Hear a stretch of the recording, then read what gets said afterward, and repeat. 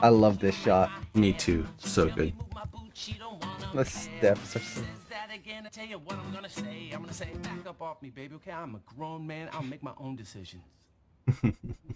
I just love this shot. Hey, is that a new song? Yeah, I'm not really ready to share it yet. This intro, they did such a good job with this. I know. Like just that like line effect of it going through, it was so cool. Now this I shot, love this. Chandra Huss did such a good job with that mod. Yeah. Like, making the Stewart Stan mix there, it's so Yeah, it's good. So seamless. Exactly, that's the big thing. It just feels like, yeah, that's it. That's so I love cool. this one. Yeah, I love the weight when she lands right here. The kick back and that little hold. The suspension. Yeah. Even the Even chair, the there. chair. The tips of the chair. You feel the weight. The This one camera has such angles good on this are smears. so Know good. who I am? Here's who I am. I'm in a supermarket looking for some peaches. I love the expressions on this one. Peaches. What I love is My ostensible search for the- peaches was in reality a search the whole for adventure, the show. The line of dialogue is about searching for peaches, and which is kind of the problem. half of the time the character isn't speaking; she's just monologuing and like narrating, and I love that concept. This one's so good. Yeah. It's so weird to see Bob Wilson's name all the time. Like he's such Yeah. a big like part of the community. It's cool to see his name in the showcase again. I love that rig. Oh They yeah. did such a good job with that mod. Yeah. Prickly people. The hair design and the mustache is so good. And I like the small line along the jaw. It just helps make it pop. And the hair Know on. what a prickle was unless you Yeah. knew what goo was. Because life is not either prickles or goo. It's gooey prickles and prickly goo. Good arm motions there. Yeah. Of And course, good end Felicia pose. Martin's shot. Oh, I love this shot. Felicia Martin has a gift for appealing facial designs. Anytime she just poses a face, it's just like, pow, it's beautiful. To do that last thing. And just posing in general. Bedroom in the house? Oh, there's a lot going on in here. Very That pause. eccentric. Really Does good this one look poses. like a Oh, yeah. closet? 'Cause Very there's a lot of clear. clothes, you know, on the ground. Those better be cookie Hitting the crumbs. accents just Little right. Tiny, they're moving. I love this one. Yeah, this one's so good. So for any of you in class 1 right now, like many of you are using the squirrel rig, and this is the same rig. Yeah. Just with eyes and hands. They do such a good job. This one's so well done too. Yeah, I love the The spin- flow of the motion. Yeah, it feels like it links so beautifully. And this one is absolutely beautiful. Yeah. It was so much It's funny fun because watching we've Hannah critiqued watch. most of these shots. Yeah, We've given feedback or critiques on most of them at some point. Just because people Yeah. don't understand you doesn't make you an artist. so this one I love because it just shows the I have work to do, so what's the word I'm looking for? I love you both. The power of composition. Yes. So good. Get out. Bye bye now. It's such a good facial expression. It is. I love this. This Yeah. one was always a blast to look at, like in Yeah. dailies. Whenever it would come up, it's just like it always made me laugh. Little subtle Eye secondary flutter. motion when he pulls the spear. Vampire, you cannot go home. That part of your life is over. Zemo is. Yeah. No more mama and Zemo used to be one of my students back in the Maya lab, and now he's like, look at that work. It's so amazing. no more belts. Yeah. It's amazing seeing students go so far. Yeah. Didn't Zemo have a cute cat as well? Yeah, Zemo had an adorable cat. Noelia. Noelia. Shaw. Dragons, right? You can add the drone and we're So gonna just good. add that in. The facial expressions, the timing on the not hand sitting is right. also good. Mhm. The posing. This one is such a nice shot. Mm-hmm. I love again the little overlap of the pom pom. Yeah, and even just the pauses, the Mhm. time that they give the character to just sit there and be in the moment.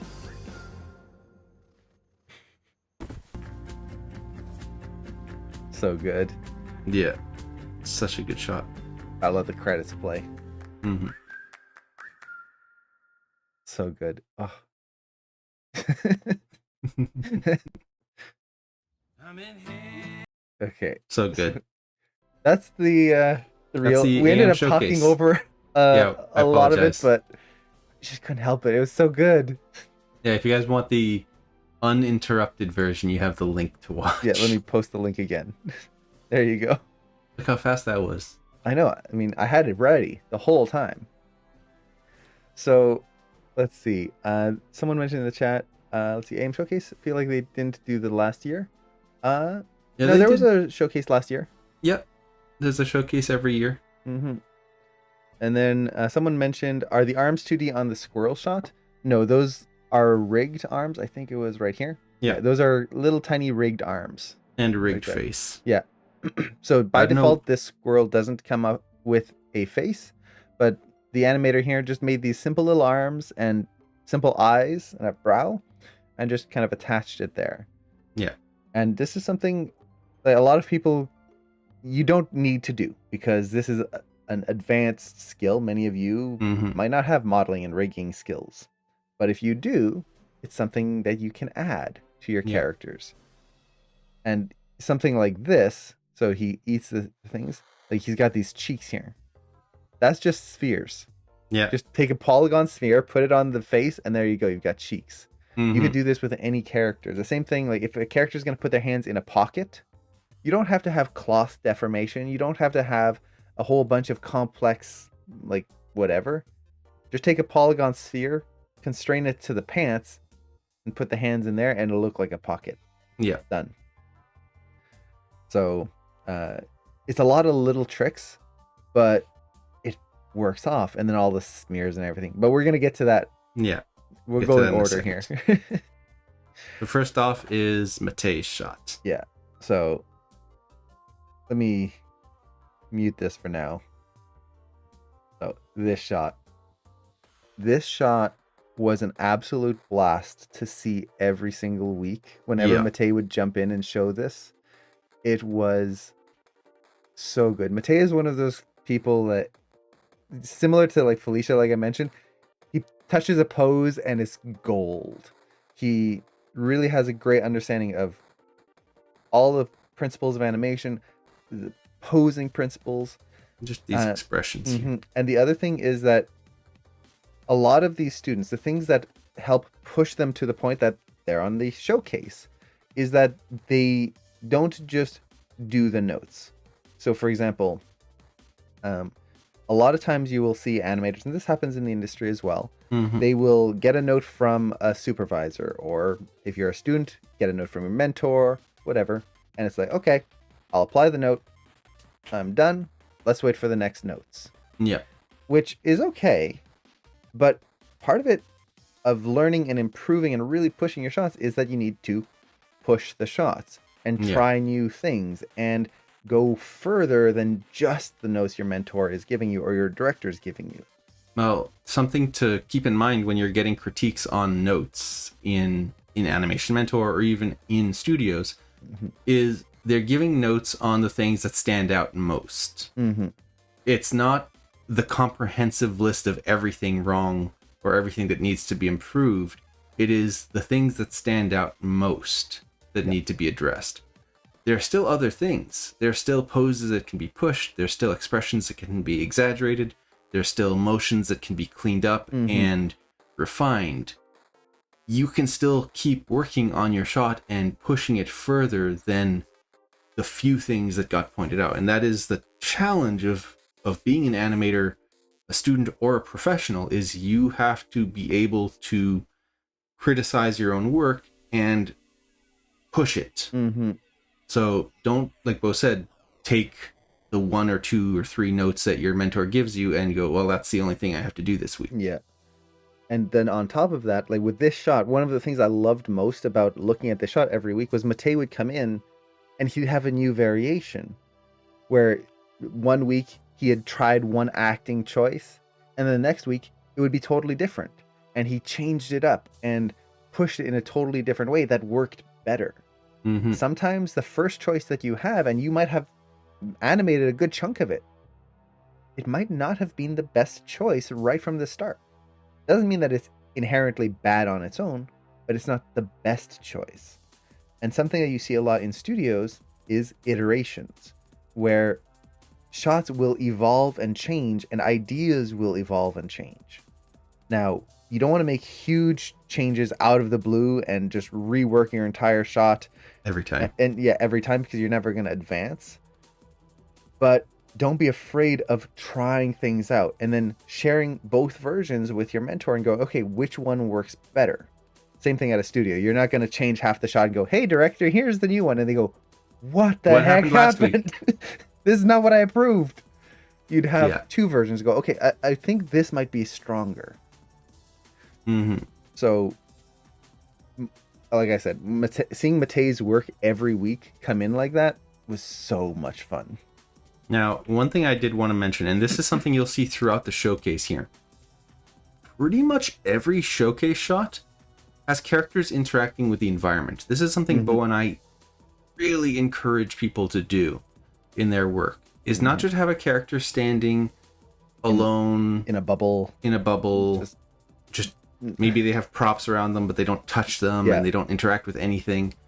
Look at how he pushes off from the chair. Like, he doesn't just stand up from the chair. He pushes off with his back foot and sends the chair, really gives it a kick. Nearly, like, he knocks it over. And then he moves across the scene. I love this. Like, such good, clear poses. Like, look at that. Mm-hmm. The posing really nice line in of all action. Of these shots are just secondary beautiful. Line. That swoosh right there, really paying attention to. You can really see that lead of the leg as he swoops through. This expression. That lip is so pulled tight. Yeah, and the steps here, they're so good. Yeah.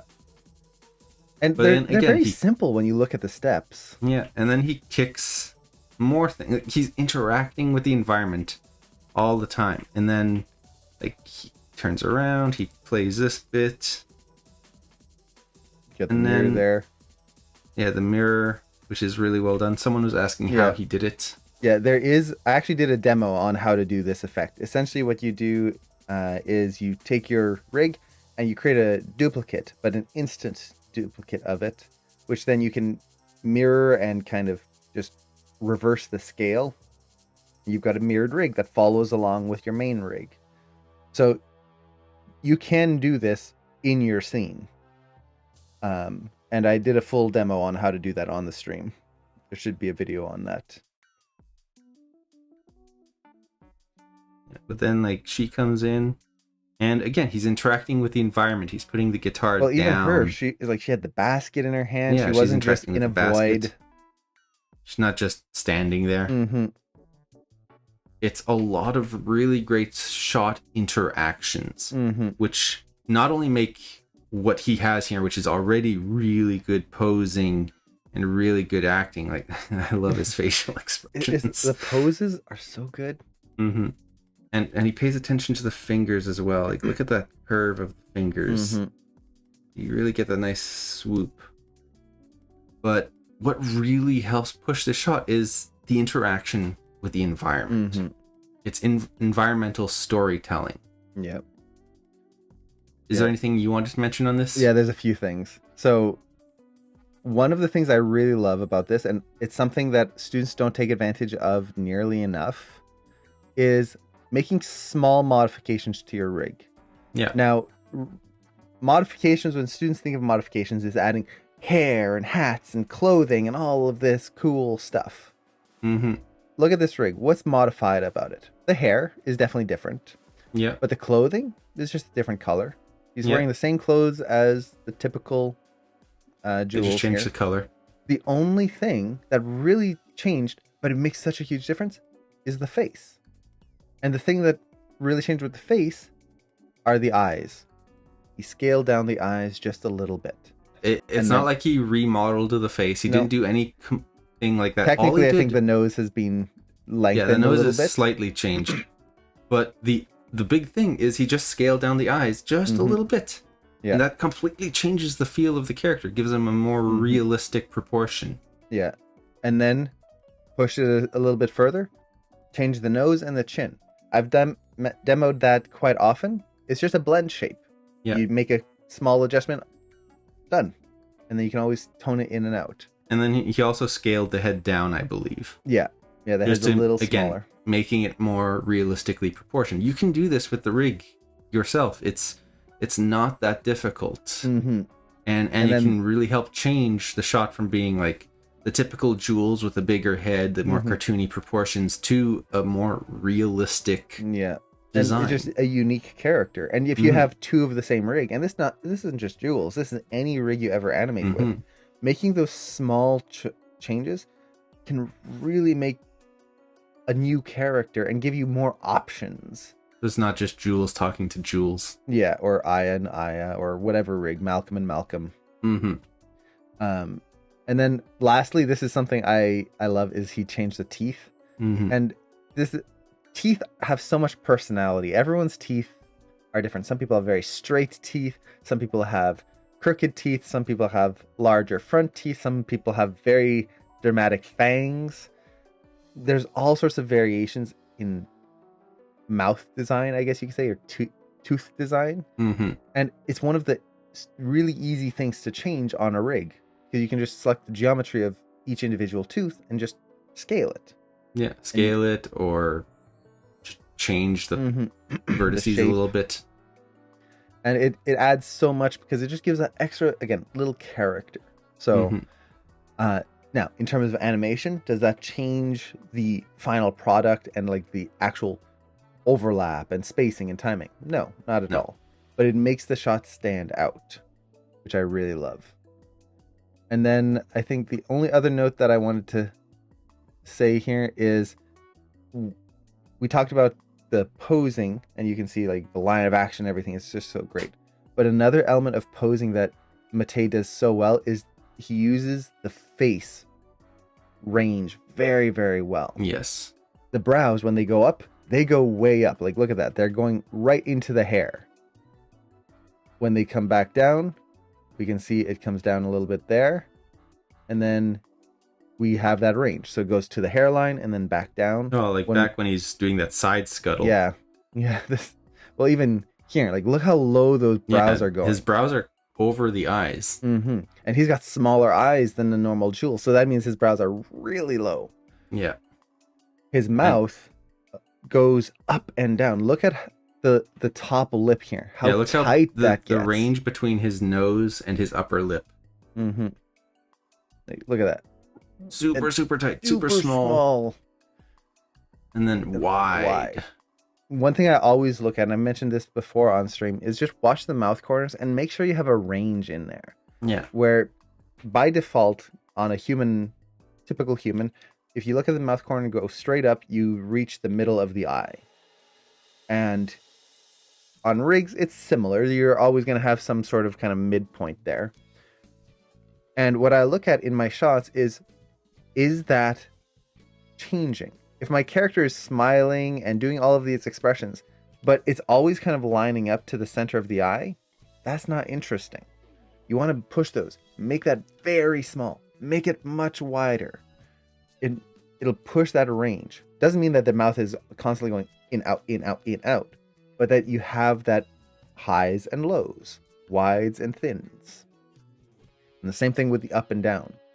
Especially at the end of the shot, you can really see his mouth drop down. Like, look at that, how high that lip is right there. Yeah, you can see his mouth is really high here. But then here at the end, it goes up, and then you can feel that drop just a little bit. Really, because your lips have that range to go up and down. And so if you just keep your mouth in a one position, it tends to make it feel stiff, because humans have that range when we talk, that our mouth actually goes up and down, in and out, wide and narrow, forward and back. That's another thing Matei is doing really well here, is he's using that forward and back with the lips. You can feel the lips are really tight here. Now, one thing I just wanted to point out here is the spacing on the feet. He does such a good job because he's pushing that ease in, ease out to a really high level. So if you kind of watch the ankle here, watch the spacing. A very common, I guess you could say, mistake that a lot of people fall into when they first start doing these kinds of things is that they try to make the spacing somewhat even and try to really kind of smooth it out, I guess you could say. Yeah, it has to be even and clean. It'll speed up, but if you've got something like this, it's going to gradually grow. But if you look at this, very small movement, wham, right over, and then ease in, right there, done. The other foot motion, same thing. So let's do lines here. It kind of goes back a little bit as the camera is moving.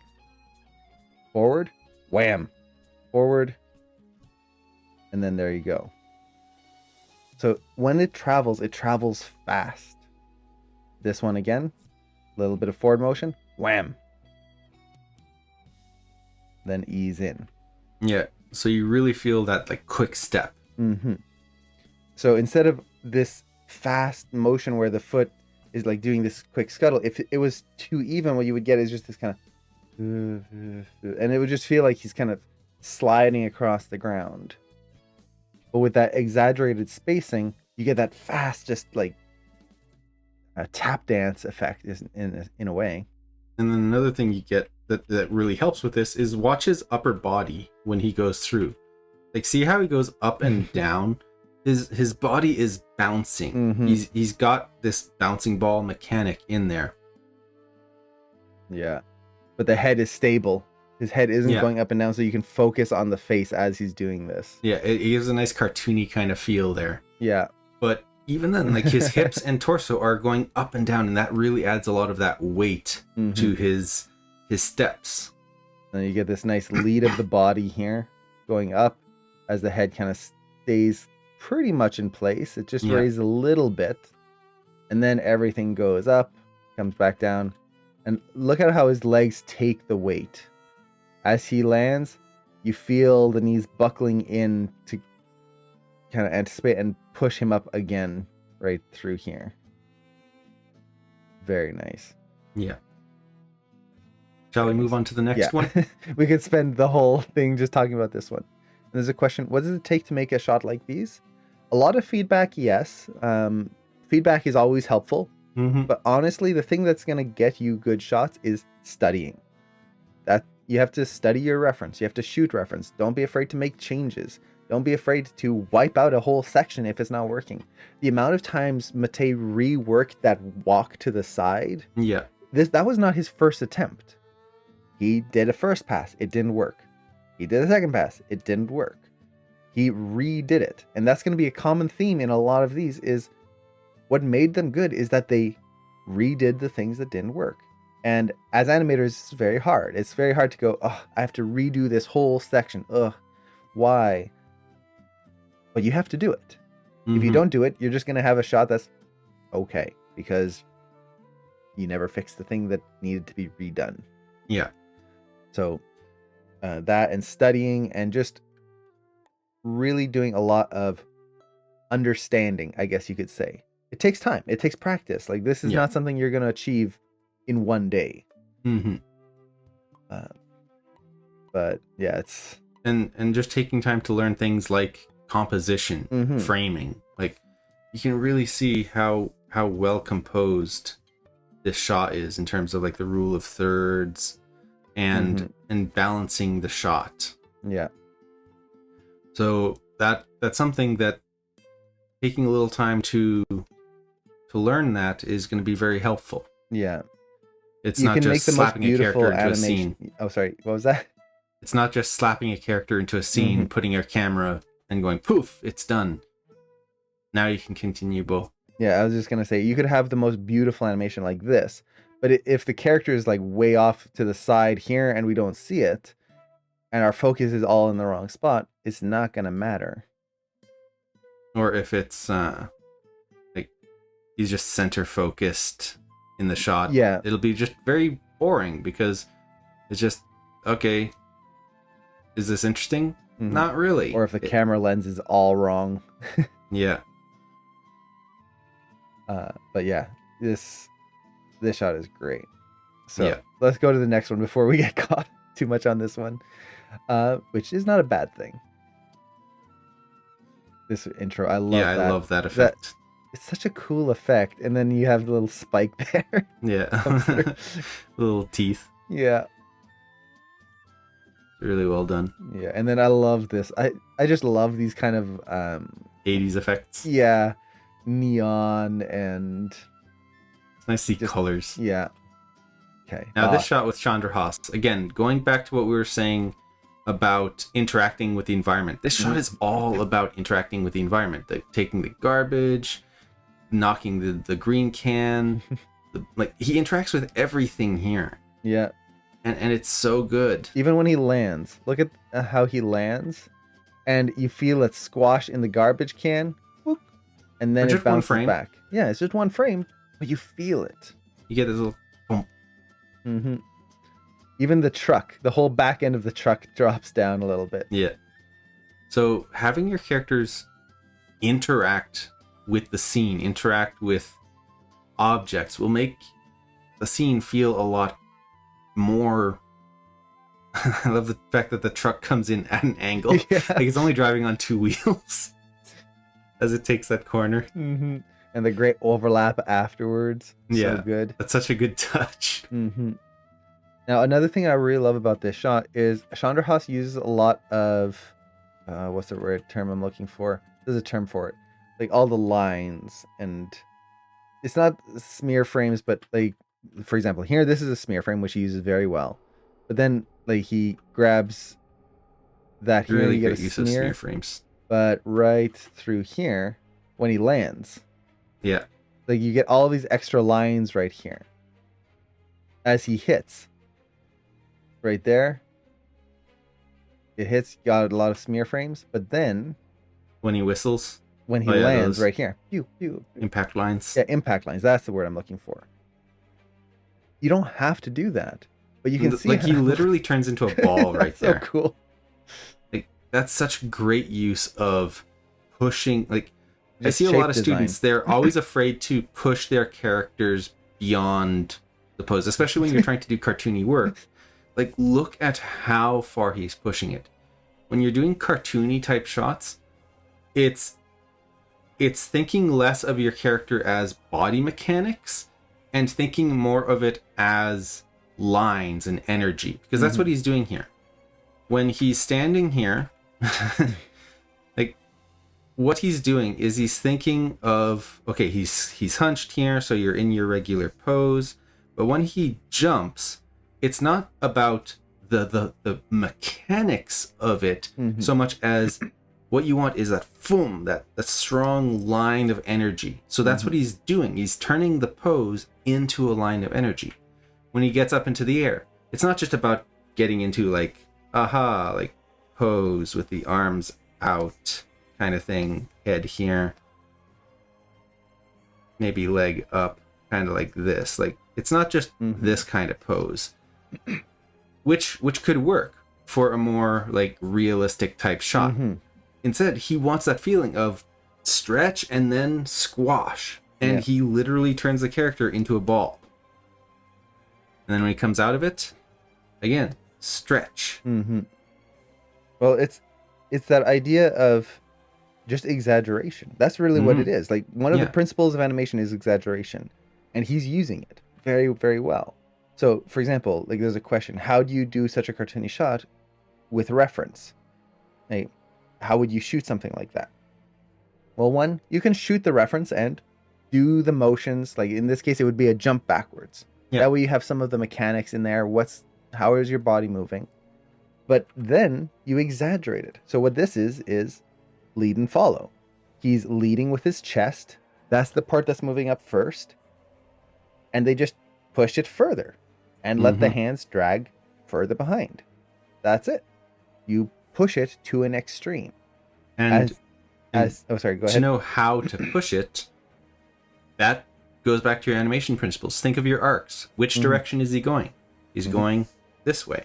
So you stretch it in that direction. Yep. It's actually not all that difficult. Like, I want to go back to one of these other moments here. I'll just put a, like, in quotation, not that difficult asterisk. Yeah. It takes What practice. what I mean by not that difficult is, like, this whole motion here, like this spin, like, look at that. Like, I'm actually going backwards here. But look at this. Like, he's holding a pose. So Beautiful really pose, by the nice, way. really nice pose. Great, just great posing there. But when he does this cartoony motion here, what he's doing, like, watch his leg. His leg kicks up and then just goes around. That's all it's doing. And then as he spins, he is just following the arc of a spiral. Mm-hmm. That's really it. Like, when you're doing cartoony work and cartoony animation, it's all about following the arc of your motion, following the line of action, and Clear graphical like shapes. this is entirely following that arc. So he spins around and then comes up. So it's following that spin that he was doing. Mm-hmm. And you can see it's just, like Bo said, graphic shapes. It's For those, for the students in class 1 right now at Animation Mentor, you're doing the tailor assignments and the Yep. tail overlap. this is it. Yeah, this is it. That garbage can, as he swings through right here, if you look at the shape of it, we just kind of do a line. It's following along. And then, even if here, it's bending along that invisible line back to where it was. Yep. Like that. So if you connect them all together, it just creates one flowing curve. Same as the tail assignment. And he jumps in the air again. Bouncing ball mechanic. Like, he's literally a bouncing ball here. Boing, shoots up into the air, turns literally into a ball, and then comes down. Again, bouncing ball mechanics, and bam. And in the case of the ball, when you think about it, it's just exaggeration. Once again, he's curling up. When we jump up, we curl up. Especially if you're going to do a flip. Yeah, he wants to like push he's that doing squash. So he just pushes him to the extreme, which is curled up literally into a ball. Mm-hmm. So you go as far as you can. And this is a nice touch where the camera shakes when he lands. And the ground cracks. A lot of people miss out on that. It's such Yeah. a good detail to add ground cracks or like a piece of geometry that breaks Mhm. off. And like, even here, the garbage stays in one place, but you can see it squash as he hits the ground there. And then it shoots the garbage into the air. Yeah. Again, floom. Line of Nice- action, Nice straight line. energy. And here, you just hit that pose. Like, Mm-hmm. it's all about hitting that pose and holding. Arc. You can see it just goes through. And he has a Nice multiple multiple. of the arms Mm-hmm. there. Which is spacing. Yeah, multiples. The key to doing multiples is, imagine you had 3 frames to swing this arm, like 1, 2, 3. You just put those together into one frame, Yeah. and that's what a multiple is just your spacing. Well, if you look at this here and we draw the arm. Oh, sorry, that's the back arm there. Yeah, that's the back arm. So there, and then there, and we turn on ghosting. You can see the spacing. Yeah, There, it's- there. It's an ease. It's easing in. And like Cameron Yeah. said, it's taking those 3 frames that you would have on that swing, in this case, putting into 1. Yeah, and that's really what multiples is. It's Mm-hmm. it again. When I say it's not that hard, what I mean is it is essentially the fundamentals of animation. Mm-hmm. That's what I mean when I say it's not that hard. It's not like it's some secret technique that is impossible to master Mhm. or that is like completely separate from animation. Yeah. It is, when you're doing cartoony animation, it is the fundamentals boiled down to their purest essence, and you are animating Exaggerated. you are animating timing and spacing, squash and stretch, arcs, and all of that, and you're just doing that. Mm-hmm. and then At a just lecturer one exaggerate time it. who said cartoony animation wasn't a style of animation. I still disagree to this day. I guess it would depend on your view of it. Yeah, because cartoony animation, I would say it is a style. Like, Yes. if you look at Hotel T, that's got a style. That's Yeah. it's like stop motion, or because you can do a stop motion style without it being in stop motion. It's the 3D rig. Exaggerated cartoony animation like that, I would say, is a style, but cartoony animation as a concept is just the same. It's principles. exaggeration. Yeah, it's just the exaggeration cranked up. Yeah. And Sarah, hello. So, hello, Sarah. Now, I still don't understand the purpose of multiples. Is it to save a frame or a style? It's essentially when you're doing, for example, this roll. Yeah, and So the good. hands just like right there. That's so good. And like, look at this. Like when I was talking about arcs, like look at that. Whoosh. Whoosh. Like he's Yeah. basically just the tailor assignment at this Mhm. point. There's just He's- that line flowing through. You can see when I draw a line, that's what he's doing. Is you're drawing a line flowing through your action, Mhm. and then you pose the character along it. Yeah. But yeah, multiples essentially, like if I wonder if I can actually do a multiples test right here. Mhm. Let's see. So we have a line here. Boom, boom, boom, boom. And maybe one more there. So if we have a ball, me. It wasn't quite round enough for you. Well, I have to draw this ball multiple times, so I got to make it right. So we have a ball there. Turn on ghosting. Yeah, turn it on. There you go. We have the ball come forward, and then here, let's say we stretch it out, and then here, what's smaller? That perfectionism. And then there. So if we play this, Here, just turn on the. There you go. yeah.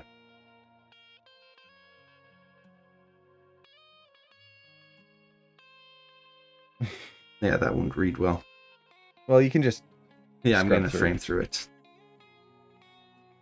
Okay. Find it. Right after this. Boop, boop, boop, boop, boop, boop, boop. Oh, there it There is. you So, meow. So you can see that we have this motion that shoots across the screen. And it reads clearly. Yeah, it reads clearly, but how could we push this even faster? Like, Mhm. I want this to be super fast. Well, right now it's taking how many frames to cross? It's taking 1, 2, 3, 4, 5, 6 frames. So 6 frames. What if we needed this animation to move the same amount of distance, but only travel 3 3 frames. frames? So what we do is we do the same thing where we have this motion, but we'll have frame 1 here, Mm-hmm. and then frame 2 we'll put this,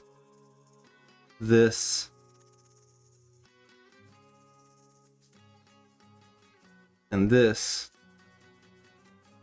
Get it right eventually. Basically, One. put all those 3 on the one frame. And then next one here. I'm drawing it too small. The perfectionism. Yeah, so with less frames. Yeah, so you're trying to get the same distance but with less frames and still have it read clearly. So see how it goes. Boom. See how you can still read it, Mm-hmm. but you do it in half the time.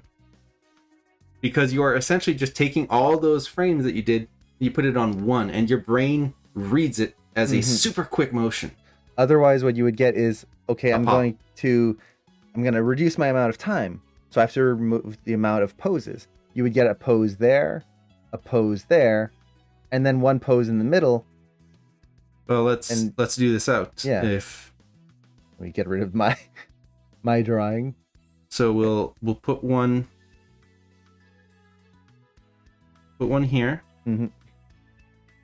We'll put one at the end. And one more before it. Yeah.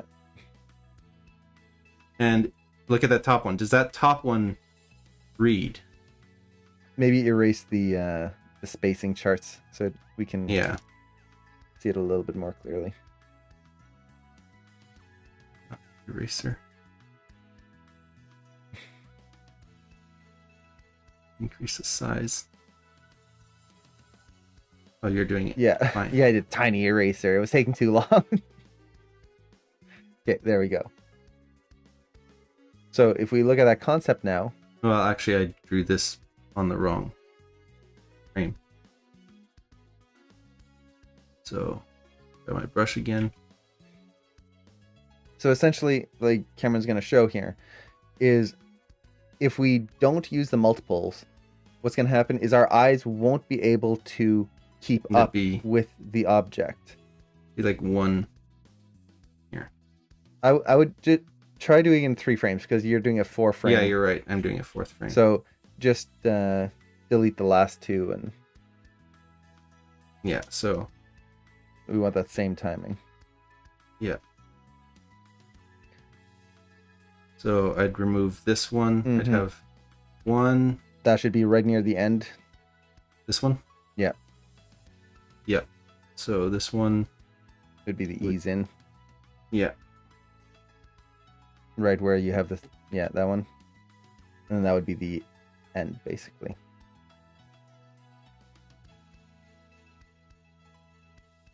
Yeah, so something like that. So if you look at the top one, see how our eyes can't really track? We're looking at it at the beginning, and then it just disappears. Yeah, and when it does that, your brain just sees it as teleportation. Mm-hmm. Here, if we... Let's just do that. Yeah, it should focus on one. That'll make it easier. Mm-hmm. So as we go through, it goes... There. Boom. And then, so you don't see that motion. It just kind of appears. Yeah. Now, if we go to the bottom one, then we look at the same thing. When we go through it, you see that motion. You see that spacing. Mm-hmm. So it helps to lead the eye. Now, in this case, when you go through it slowly, it looks weird. Because multiples are supposed to be seen at full speed, 1/24th of a second. If we see them too much, then it stands out and it's like, wait, that doesn't feel right. Yeah. But it's a really good way to help with clarity. And when you do this, you can do it in a, like, for example, I could do a big smear here. Yeah. That could also work. Smears and there are more lines. ways than just one. Like, I could smear that out and then have that go through. Like, that's a totally valid way. You could do smears with, like, lines through it like this if you want. You could even just do lines where it's you just could, the speed lines. Yeah. You could just do lines. All of these concepts are ways for our eyes to track an object and follow the flow of it so that it doesn't pop. I just clean this up and I just go whoosh. It's too far. Whoosh, whoosh. This should help our eyes track it. So that's essentially what you're doing with multiples. So hopefully that helps. Yeah. And then from your side, what do you think the best workflow and easy to do walk cycle? Do you prefer treadmill or post to pose? Post to I like pose. both, but for CG, it depends on what you're doing. For CG walks, I personally recommend pose to pose because it helps you understand that forward translation. Treadmill walks are great, those especially for video games. That's the type of walk you're going to be doing. the problem is if you're first learning how to do a walk, it can very easily you start misunderstanding how the feet are supposed to slide and move. It takes a little bit of practice to get that just right.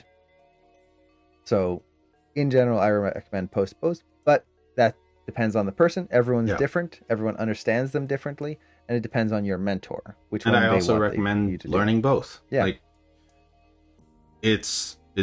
you will use them in different situations. Yeah. So learn both. Mm-hmm.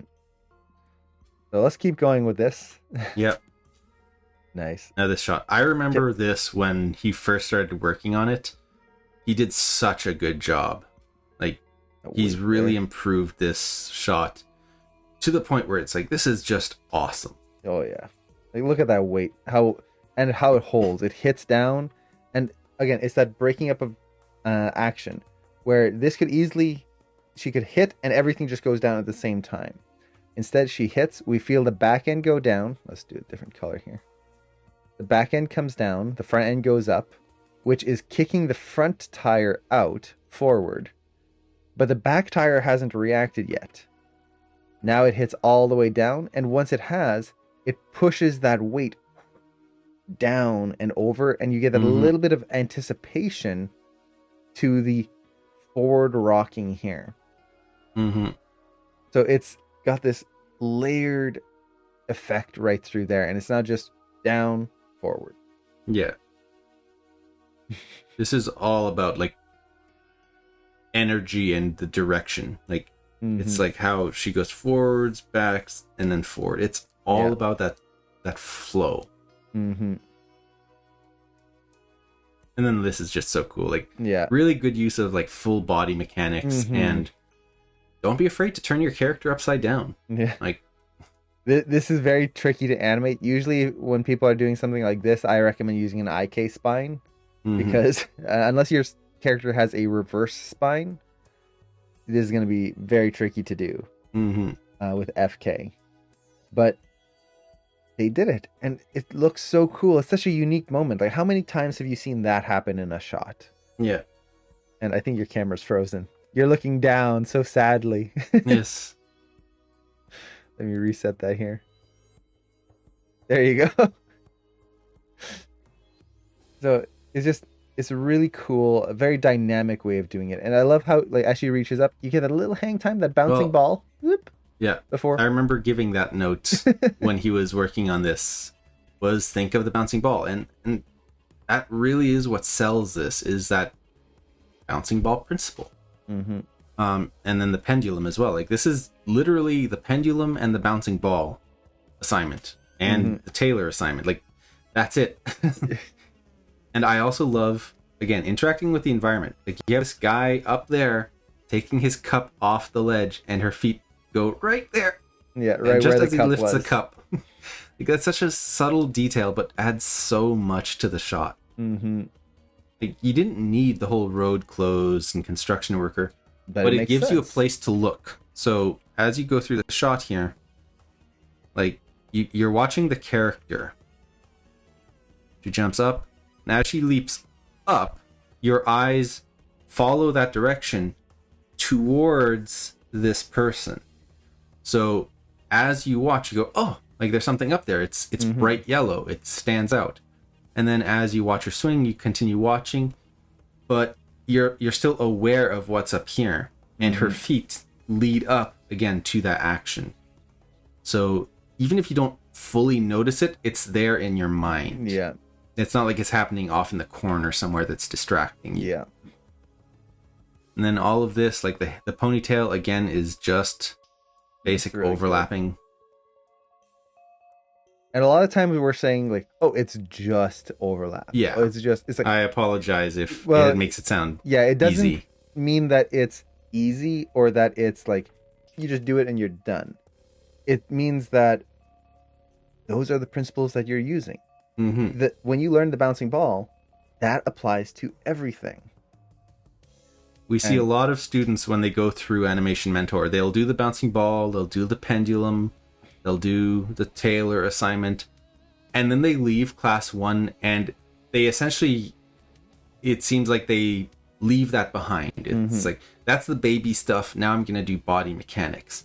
And then they struggle with body mechanics because it's so difficult. But that's because the principles you learn in class 1 aren't just the baby assignments. They're not just, oh, it's the bouncing Yeah, ball. once you do that, then you're moving on to the new assignments and you forget about those old assignments. Yeah, it's not like regular school where it's like, oh, I learned this thing, now I can just forget it. With animation, those principles are the foundations of everything. The bouncing ball isn't just the bouncing ball. The bouncing ball is, you're essentially learning the principles of physics, like what makes something heavy, what makes something light. And that applies to a ball, a rock, a water bottle, a phone, a human being. Like, all of those things follow the exact same principles. My phone, when I drop it, will have the exact same mechanics as if I fell off of a roof. Like, the same concept applies in terms of how you would approach it. Now, the landing is going to be a little different because one's a hard surface, one's a soft and squishy surface. But again, fall that's the itself difference is gonna be between the a heavy same. ball and a squishy ball. Like, when you do the light and heavy ball assignment, if you make one a bowling ball and one a like light squishy beach like, ball or something, foam ball, their reactions are going to be different. But that's, again, the same thing that you apply to when you do a human versus a big boulder. Yeah. So those principles aren't just, and I know I'm repeating myself here, but it's worth repeating. Those principles apply all the way through. And when I'm saying things like, see how this is just the pendulum, just the bouncing ball, and just the Taylor assignment, I'm pointing out how they are using those basic principles to work on this shot. Yeah, and to make if you something just read think of so it like that, beautifully. if you boil it down, it is those principles at its core. Sure, there's extra stuff like limbs and spines, but you can boil it down to something much simpler. Yeah. And it makes it certain sections that can be really difficult. Like, how am I going to even approach this? Simplify it down to its basics and then slowly add the extras when you need them. See, this parkour shot with Stella landing in the motorcycle it has a goal, right? So that's it, like a plus on it. Do you mean like story-wise? Yeah, I think he means like in terms of a story or a shot, having a goal for your character is always going to help it. Like the one with Matei's shot with the guitar, it had a goal of him singing this song, and then the payoff of her coming in while he's in the middle of singing it. It has a story progression. Yeah. Chandrahas's shot is the goal is cleaning up the garbage. Yeah, picking up all the garbage. He's not just doing something randomly with no point. There is a clear goal, and either they accomplish it or they don't. Now, goals are very subjective vague in story. It doesn't mean that you have to have like get to the motorcycle. That is the goal.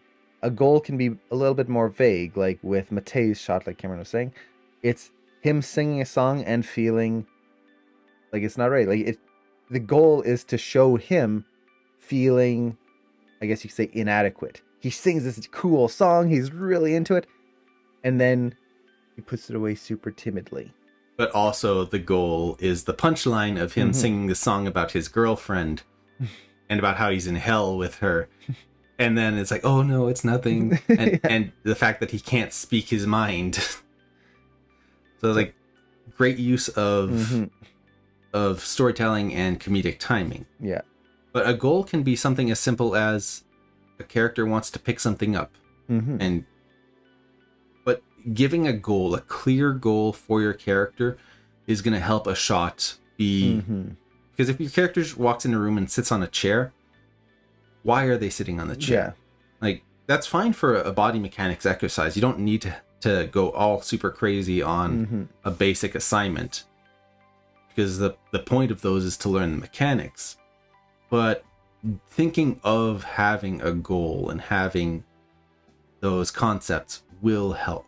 Oh yeah. And you can kind of apply it to this next one right here, where her goal is to get to her computer and get to work on time. And that's a very simple goal. Essentially, she just has to sit down and get to the computer. Mm-hmm. But then it's how do they do it? That's what makes a shot interesting. How do they get to their goal? And the way we can put obstacles in can help make a shot work really well or kind of break it. If there's not enough obstacles, she would just walk in, sit down, hit the computer, turn it on, that's it. Well, this shot reminds me very much of, there's a scene in a TV series called Arrow, which Bo and I, there are some issues. It's a good series. It's well done, but there are some issues. And one of them is the overuse of parkour just to put in to make it look cool. Yeah. Like there's one scene where Arrow is running after someone. Yeah, they're in an alley. They start like right over here. Well, it's not even an alley. It's... Well, it was in storage containers. Yeah, but... And you have some stairs there. And they're running over to this point here. And there's two characters. You've got one running, the other one going through here. Wide open. The thing is, it was a large, wide open space. That's the thing. Oh. It wasn't just a narrow alley. Oh, you're it was thinking of the other scene. Yeah, there's two scenes where they've done this. I want to talk about mine first. Okay, you talk about yours. So they're running through this wide open storage area. Like there's a few storage bins here. There's maybe like a forklift over here. Oh yeah, that one. And there's like one box in the middle of this place. Person A, rather than just running through the scene like this, decides to make a beeline for the one box in the middle of this big open space, just so they can parkour over it. And then the person chasing them does the exact same thing and vaults over it and does a flip. And it's like, if they had just veered like 2 degrees over to the left or right, they would have just gone right past it. Yeah. Like you can see, it's not that hard. And vaulting over something slows you down. You lose momentum when you jump over something. It doesn't gain you speed. It is a very useless moment because why? It's just to look fancier. It's adding extra things just to make it feel more dynamic. Yes. And that's a problem is when your audience goes, what's the point of this? That's not good storytelling.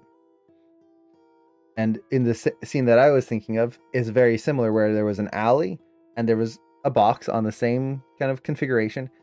And instead of running the foot to the side to go around the box, they vaulted over 2 sets of boxes when they could have just gone to the side. And yeah, it was like that. And it's like, why? There was no point. Yeah, it's not like there's other stuff here that's in the way. But then remember this scene, they have to follow a car. Oh yeah. The following the car scene where they're following a car. The car is a limousine and they're chasing it. They have to tail it so that no one notices them following.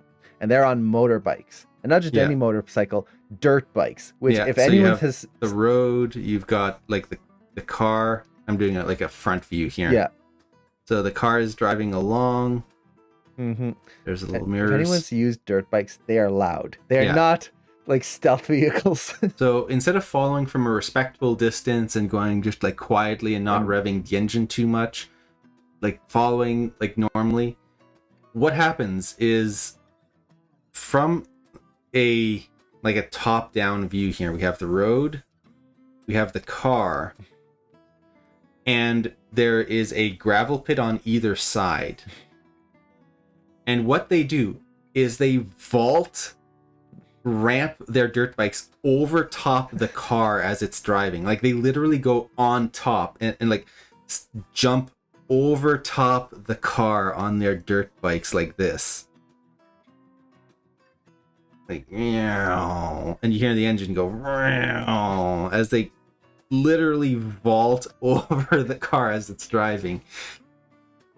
That doesn't make any sense. Yeah. So like the goal was to chase the car. Yeah. But they And did it be- in a way that makes so little sense that as an audience we go, wait, why?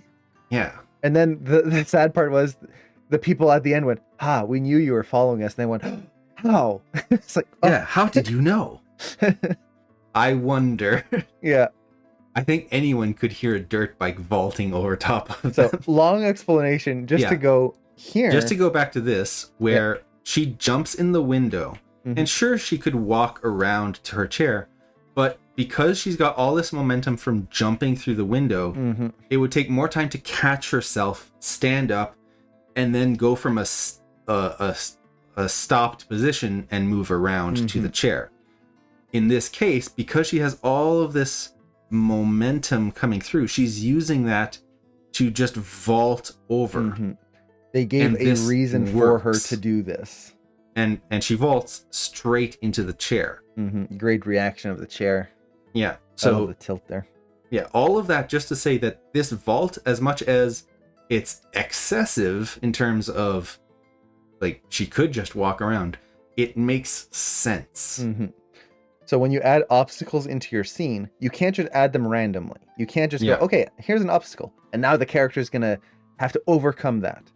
If the character isn't in a situation that makes sense for them to overcome it, like jumping over something, there's no point in having that obstacle. Yeah. So goals and obstacles they go hand in hand. You have to really think of how you use them. And I love the chair going up on like two wheels. Yeah. here. Like that's such a That's good a detail. good detail. Whoa. And the fact that it like almost goes back, that's so nice. Yeah, really great spin there. Very nice hold on the hand there so you can read that clearly before she hits the button. And Just as the door spacing. opens. And again, a great mod with Stuart here. Yeah. Like all he did was add this kind of like blob on the side of his head to create hair. That's it. Well, remove the hair first, of course. It makes such an interesting character. Very nice. Oh, this one. I love this one. Yeah, The and camera just angle. following up with another Stella shot. Again, very simple but very effective. Great use of smears. Oh yeah, and multiples right multiples. Yeah, there. I love the low angle. yeah. It's got a very short lens length as well, so you get this really dynamic. Like this foot is much larger on screen than this one. Yeah. Don't be afraid to play with your cameras. Like, this is one thing. Maya has a default camera, which is fine. But if you're trying to go for a shot like this, like trying to go for that sports shot, try to capture the same type of camera that they use in those film moments. Learning about cameras, learning about film cameras is actually a really big part of making a good shot, because what we're trying to do with animation is replicate the feeling of what we see when we film something, how it looks when we watch Lord of the Rings with the actors and they have the wide lenses or the narrow lenses, how it looks when we watch a film like a horror movie and they do the dolly zoom, where or the truck and zoom, where they physically move the camera forward and also zoom out, and that gives that like horror movie zoom in effect. Yeah. Like when you learn about what lenses they use, what camera tricks they use, and how they do it, you can literally use Maya's camera to replicate that and go from default viewport looking play blasts to really impressive actual camera shots. Yeah, it makes it really interesting. And then just one note I wanted to show here is this character has such great like spine reversals and pushed poses. Yeah, Vink, exactly. Some poses here are very pushed. They almost feel broken. Now, why don't they feel broken? Like, for example, right here, that's a broken back. This Yes. character would have a very bad day. But it doesn't feel broken. When you play at a speed, you just feel that motion and that hold. Yeah. Is because they move through the broken part very quick. Essentially, that broken part here is acting like a smear frame. Yeah. Essentially. And what they're doing is they're pushing the head to lead the action. The character isn't leading with their hips or their lower back. It's the head and chest that are pulling back very quickly and dragging everything else back up. So you get that lead of both of these objects coming back, which is going to bend the spine in this broken way because they're going so quickly. And then they go right into that nice, more natural spine pose right there. So it's okay to break the anatomy as long as you're doing it for a reason and you do it quickly enough so that no one will notice. If they were to hold on this pose right here and just leave it there, you would feel it and it would look really weird. Instead, it just creates this really dynamic, explosive energy. And look at the beautiful line of action in that body. Simple curve on one side, complex on the other. Yeah, it's really, and this kind of goes back to what we were saying before about your mechanics. If you want to push them, don't be afraid to push your poses, like that spine example. Mm-hmm. That's not realistic, but when you are trying to exaggerate, it falls back to those basic principles of that spine is essentially doing an overlap. It is just following those basic principles, and the multiples here are doing the same thing, like we showed before, on how it's just the spacing. And when you do that, you can push your animation even further. And this is something Bo and I struggled with when we were students, because we would always try to follow the reference and everything had to move properly. But when you do that, you will end up with more realistic animation, but you can't Oftentimes push it looks it because boring. yeah, it ends up kind of a little boring because everything moves at a very slow, steady pace. To get that pushed and exaggerated motion, it falls back on thinking less of, well, the spine can't do that, and more of, well, let's get that line of action whipping through. Yeah, especially on those fast motions. And like if you look at the basic body here, it's just a simple reversal. Again, just doesn't mean that it's easy. It takes a lot of work to get these poses in here. But you've got that simple line, more complex, and then they turn and they reverse that. Simple line on the other side, you're going from a reverse C to a C pose, and now the complex line is on the other side, and they maintain that until the character turns around again, right there. So it's that posing, I guess you could say, visual design of the pose, and using and that this, to really exaggerate the appeal here. Yeah, and that basically boils down to posing. This is why posing in animation is so important. Is it's not just, oh yeah, I'll just do random things. It's being very mindful of how you pose the character. Like this pose at the end. Look at that line of action in there. It's such a beautiful line. It's so fluid. You've got all of these secondary lines going through that action. The silhouette is clear, even though the arms are almost overlapping. They're not quite. Yeah, you see the elbow right there. And this is all posing. And the poses before, oops, there we go. Like this, what's happening? Is it not tracking? Yeah, it was jumping to frame 1 for me for some reason. Weird. Like this pose here. Like again, clear pose.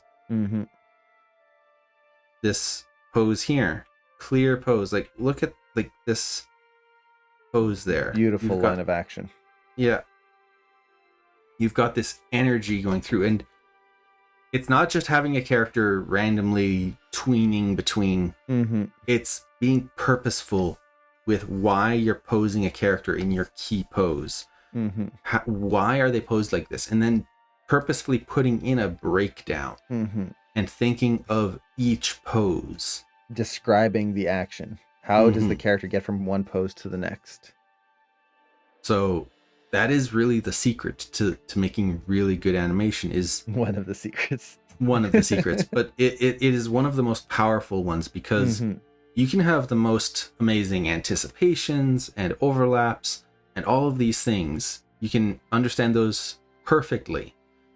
But if your poses themselves are flat and boring and stiff and Mhm. awkward, If the character was just like posed like this. yeah, like her back was just like super, super straight, and yeah, it just, That's not interesting because we don't have a clear distinction. The line of the body is complex on this side and complex on that side. The line, no of, line action of is action. unclear. balance is off. Yeah. Like all of those things that aren't animation specific. No contrapposto. Yeah, there's no contrapposto. It's flat and boring. So it could move with the best, like it could move the exact same way, but it'll look bad. Yeah.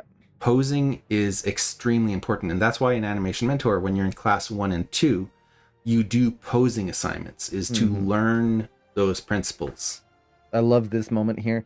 Like this pose right here. Look how broken the back is. It's got a Yeah. divot there. The shoulder here, it feels broken, but it works. Why?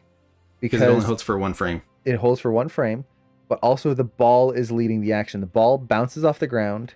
She catches it, and the ball is pushing her hand up. She's not raising her arm up.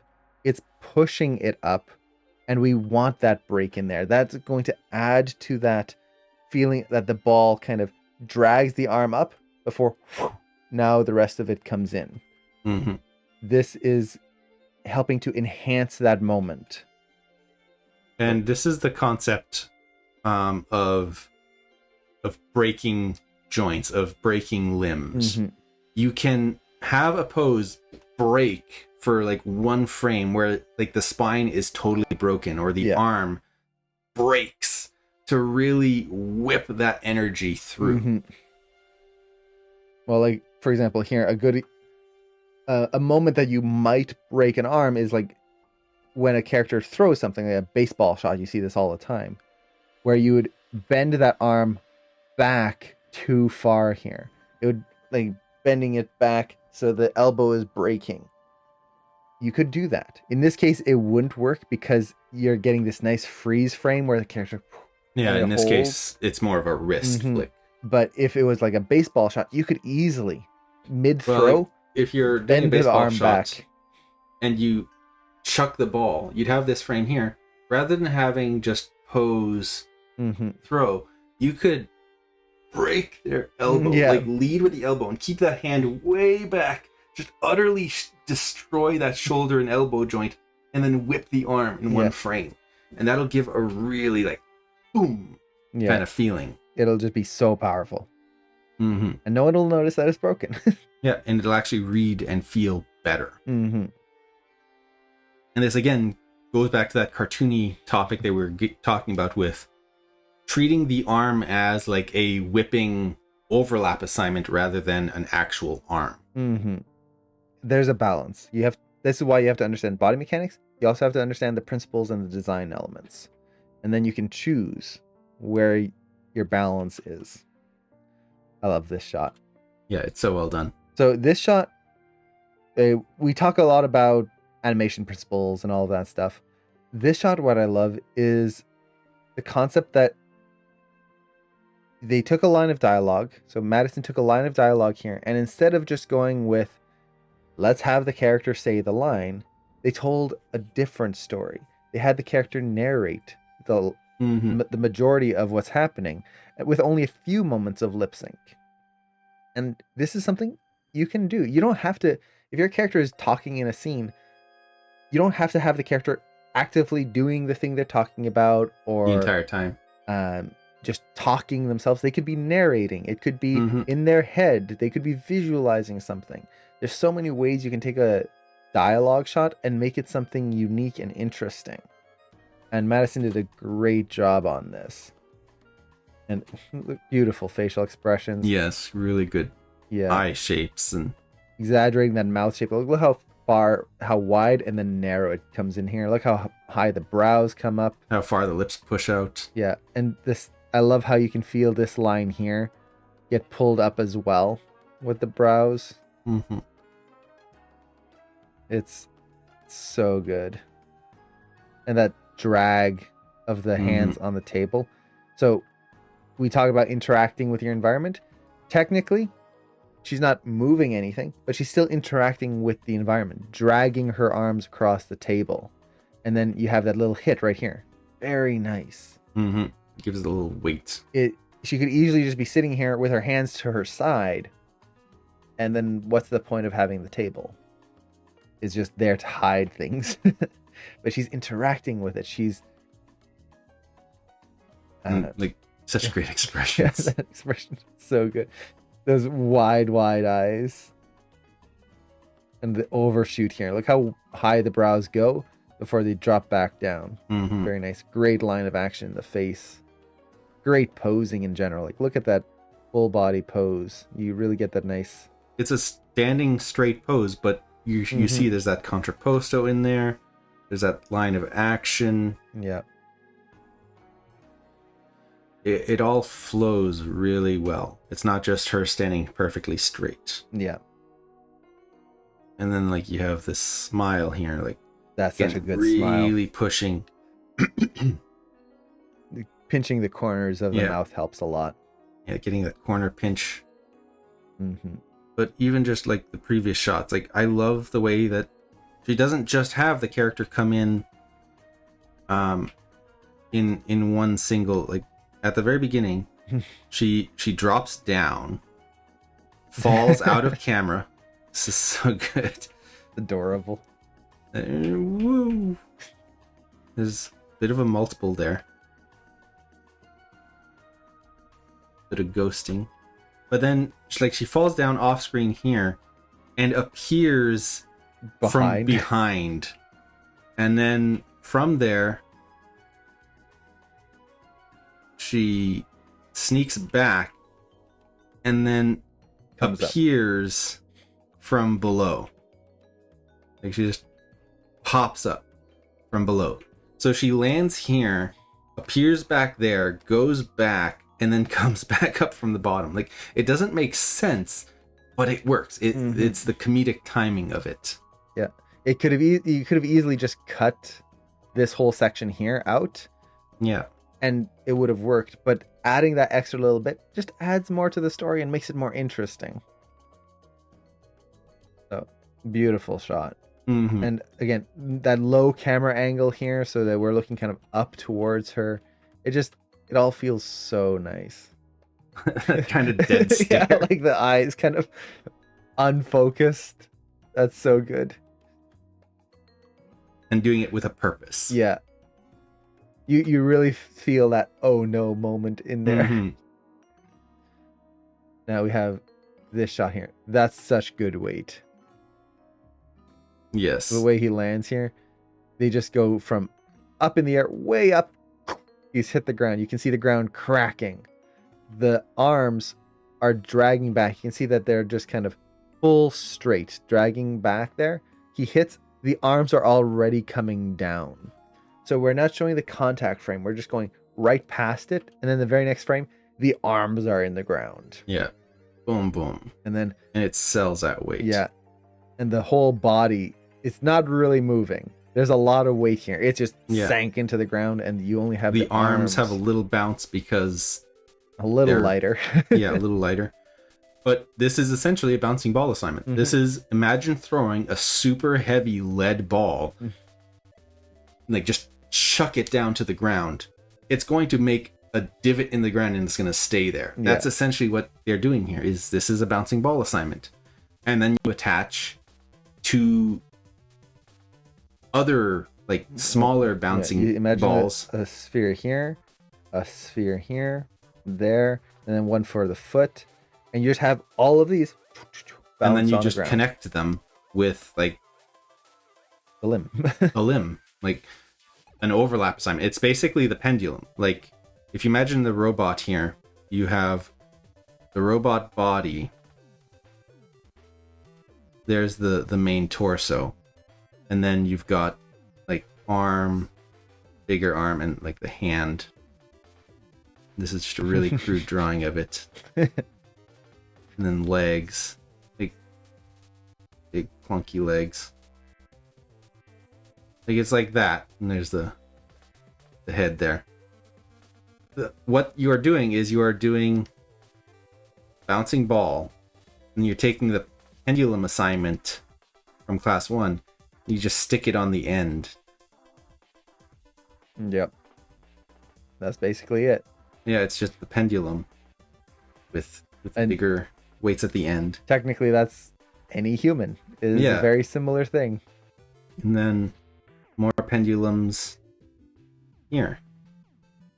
Like that's it. Like it's a bouncing ball with 4 pendulums stuck on it Mhm. with other bouncing balls on the ends. Yeah. Done. Like that is the basics of what they're doing here. Now, on top of that, there's a whole bunch of overlap and Yeah. like the fingers and everything, but the core motion can be broken down into this simple concept. The other stuff is just polishy stuff. Mhm. It's even more smaller pendulums. Like you have your hand, which is the ball, and then you stick a pendulum on top of that. Mhm. And then you stick a pendulum. It would be a very stiff pendulum. Yeah, it's like a stiffer pendulum. A rusty pendulum. Yeah, for your fingers. Mhm. And then the thumb, again, another pendulum. And that's See- it. Like, there you go. Your hand is just a bunch of pendulums, and you could move them all independently, but generally hands move together. Like your fingers won't just go in random different directions. They all kind of overlap more or less together. Mhm. A little offset, but you start with the main motion. You start with the core of the body and then the arms, and you add in each little bit on top of that. So it's not just doing everything all at once. Mhm. And you can get really complex animations by only doing the basics fundamentals of animation. Yeah. Now, this fall here, what I really love is that delayed impact. Yes. With the this character here, the moment he hits the ground, the camera starts to shake, everything's crashing into the ground. And we also skip the contact frame. But then here, Trevor did this really cool thing where on this robot, he touches the ground, but notice how he hasn't impacted yet. The leg is still as straight here as it is there. And then takes the impact. We're still not getting any ground shake, anything. Right here, this is when the other foot contacts and it slams into the ground. Mhm. And then after that, that's when we get that, That extra shake. yeah, that extra stake. Because So that- it feels like he's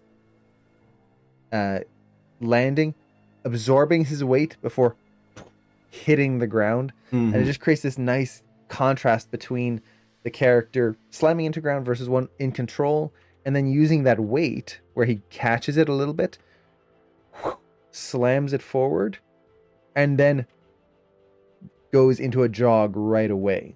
It's that Yeah. momentum and carrying that momentum forward. And it's just so well done. Like when you just watch it drop down right here, slam, then it It- feels heavy, but definitely lighter than the other one. Well, it doesn't crash down. It Yeah. comes down with control. Let's see. So good. Then Bob's shot. I love this shot. Yeah, it's so It good. was so much fun watching him work on this one. The poses. It's every moment is so unique. And this shot, Bob Wilson shot, is an example of like this is basically just a body mechanics assignment. It's I love so good. But it's adding little gags here and there, adding little moments just to have fun. Mm-hmm. And you don't have to do something realistic. Like this is unrealistic, but it's fun. And what am I trying to get with that is when you're doing your assignments, don't feel such great The head squash and is stretch stretched so much. and scaled. The legs just bend and like, Broken. completely broken. But again, that's going back to what we were saying at the very beginning about having your character, if you want to push that cartoony aspect, treat them less like a human body, like mechanics kind of thing, and treat them more like lines of actions and overlaps with just a line. Think of your lines of actions, your all that stuff, and there's a nice multiple there. Yeah. And that will really help you go beyond that stiff, more human motion. There's so many little details. His head bouncing on the rail here. Yeah. I love how the board doesn't snap right away. It lands, bends, really bends, and then Yeah. it just snaps. Goes through. And how that board like spins around in front, like that's a Yeah, really that's nice a detail. really nice detail. Like, That's it just could've such a nice bounced touch. off and ignore it. No, they bring it around so that it can be used later. The tongue. So good. But this is again another example of a character interacting with their environment. It doesn't mean, when we say interact with the environment, it doesn't mean that they have to pick something up or move anything. But he is physically interacting with the space around him. He's not just acting in a bubble. He's skateboarding. He has a prop, which adds a lot. The prop is interacting with the rail, and then he interacts with the rail. Yeah. And you can see that he studied a lot of reference here, like getting those, that very clear, like that's a skateboarder pose, like that's a Tony Hawk pose. As he comes through here, like you can see he's not just ramping it and going whoop on there. No, he's doing a kickflip. He's and you pushing can see down. Like, he's pushing down with his back leg to kick the board up. He's paying attention to how skateboarders actually do this. So there's a lot of reference here. And in terms of using reference for the cartoony stuff, you can use some reference as well as your own creativity for stuff like that. Look at other shots. Like you can find cartoony shots from people in the past, and like that pose right there when he's scraping across on his chin. That's something we've seen in other, like Tom and Jerry has probably done something like that. But just because others have done it doesn't mean you can't do it and do your own spin on it. Because and push even it back in the something day, new. even back in the Looney Tunes days, Tom and Jerry hit people with frying pans. Bugs Bunny hit people with frying pans. Mickey Mouse shorts had people get hit with frying pans. Like Popeye had the same thing. Like it's not an idea that is like copyright to them. Anyone can do these sticks. Buster Keaton and Charlie Chaplin were doing those gags even before Disney DreamWorks or Disney Warner Brothers and MGM did them. So look at the history of slapstick, of pantomime, and see where you can draw inspiration from. It's not copying, but it's trying to get new ideas and okay, I like how they did that. How could I take that and change the scenario or apply it into this moment? Like having him just on the skateboard here. Like how can I get him into that moment? Yeah. And that can evolve and make different choices, that the way he spins around and then lands on top of it. It can be just a great way to get new ideas versus just sticking with skateboard reference. Yeah, and skateboard reference alone. Like this beginning is he followed reference, maybe stitched together a few different pieces. Like you had one of just a skateboarder doing a kickflip. You had another one of doing a nose grind, or like a grind, tail grind. And then from there, you combine that with something else, and you combine that with something else.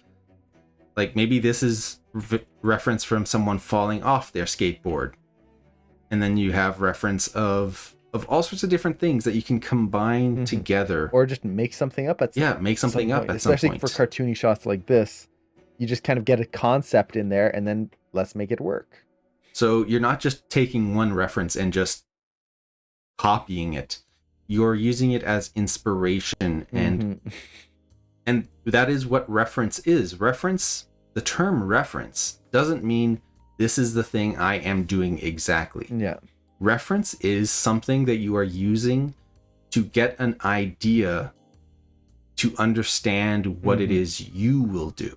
Yeah, well, it's like that tech type drawing you did. Yeah. You didn't copy the things that you took reference from. You used it to make something new.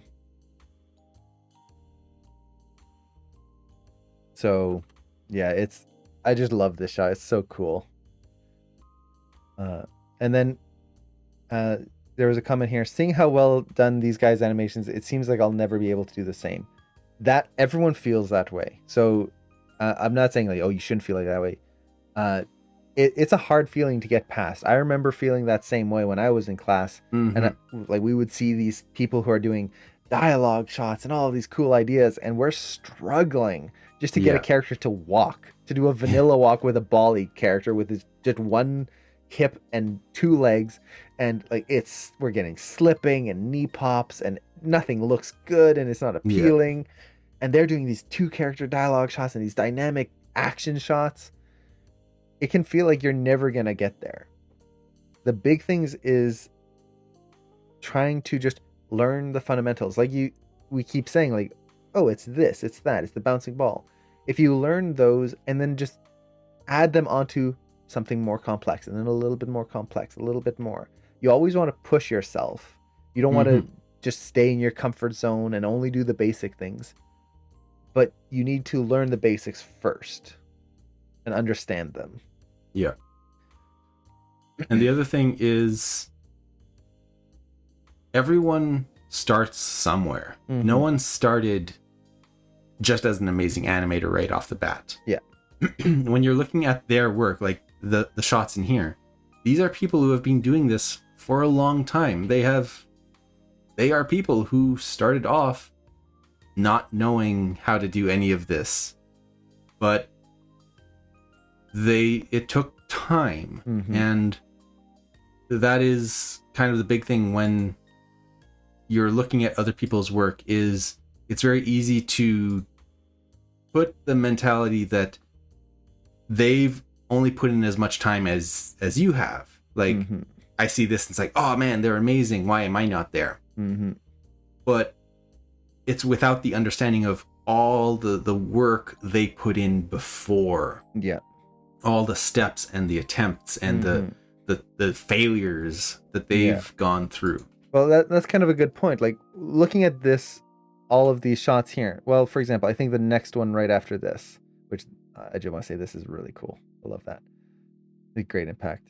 Well, this one, but specifically, let's say this one.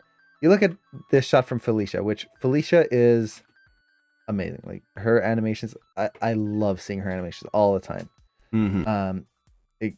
This shot, you look at it, it is gorgeous. It's look amazing. At all the interaction. Like, she smushes her face together. All of the change details of line of action in the face. It's so beautiful. And it's very easy for outsiders who haven't seen the process to go, that is amazing. How will I ever do that? And justifiably so, it is an amazing shot. But I've seen all the different versions that this shot went through. When she first planned it out, when she first shot her reference, and how it evolved. And the thing that makes it so good is that she went through a lot of iterations that didn't work. It didn't work right off the bat. It wasn't like, and click a button, done, haha. There were different references that she had. The girl didn't even start in the same position at the beginning. Her pose was very different. Her interactions with the other girl were very different. I think, if I remember correctly, the very first version didn't even have her like pushing up here. That came in later. Like there were a lot of different takes. The amount of different versions of Aya sitting in the chair, and like, does she sit up higher? Does she sit lower? Does she rotate more? Is she leaned on one side versus another? Lots of different versions. So as we're animating, we're going to have versions that don't work. We're going to have things that don't sell right away. And the key is that we don't quit. We do like everyone else who's succeeded do. We keep pushing it and learning more. The thing that makes them succeed and makes it work is that they just didn't quit. Yeah. And that's the hard thing to do. Like when you see artists online and you see their work and it's like, oh my God, it's a work of art. It's beautiful. How did they do it?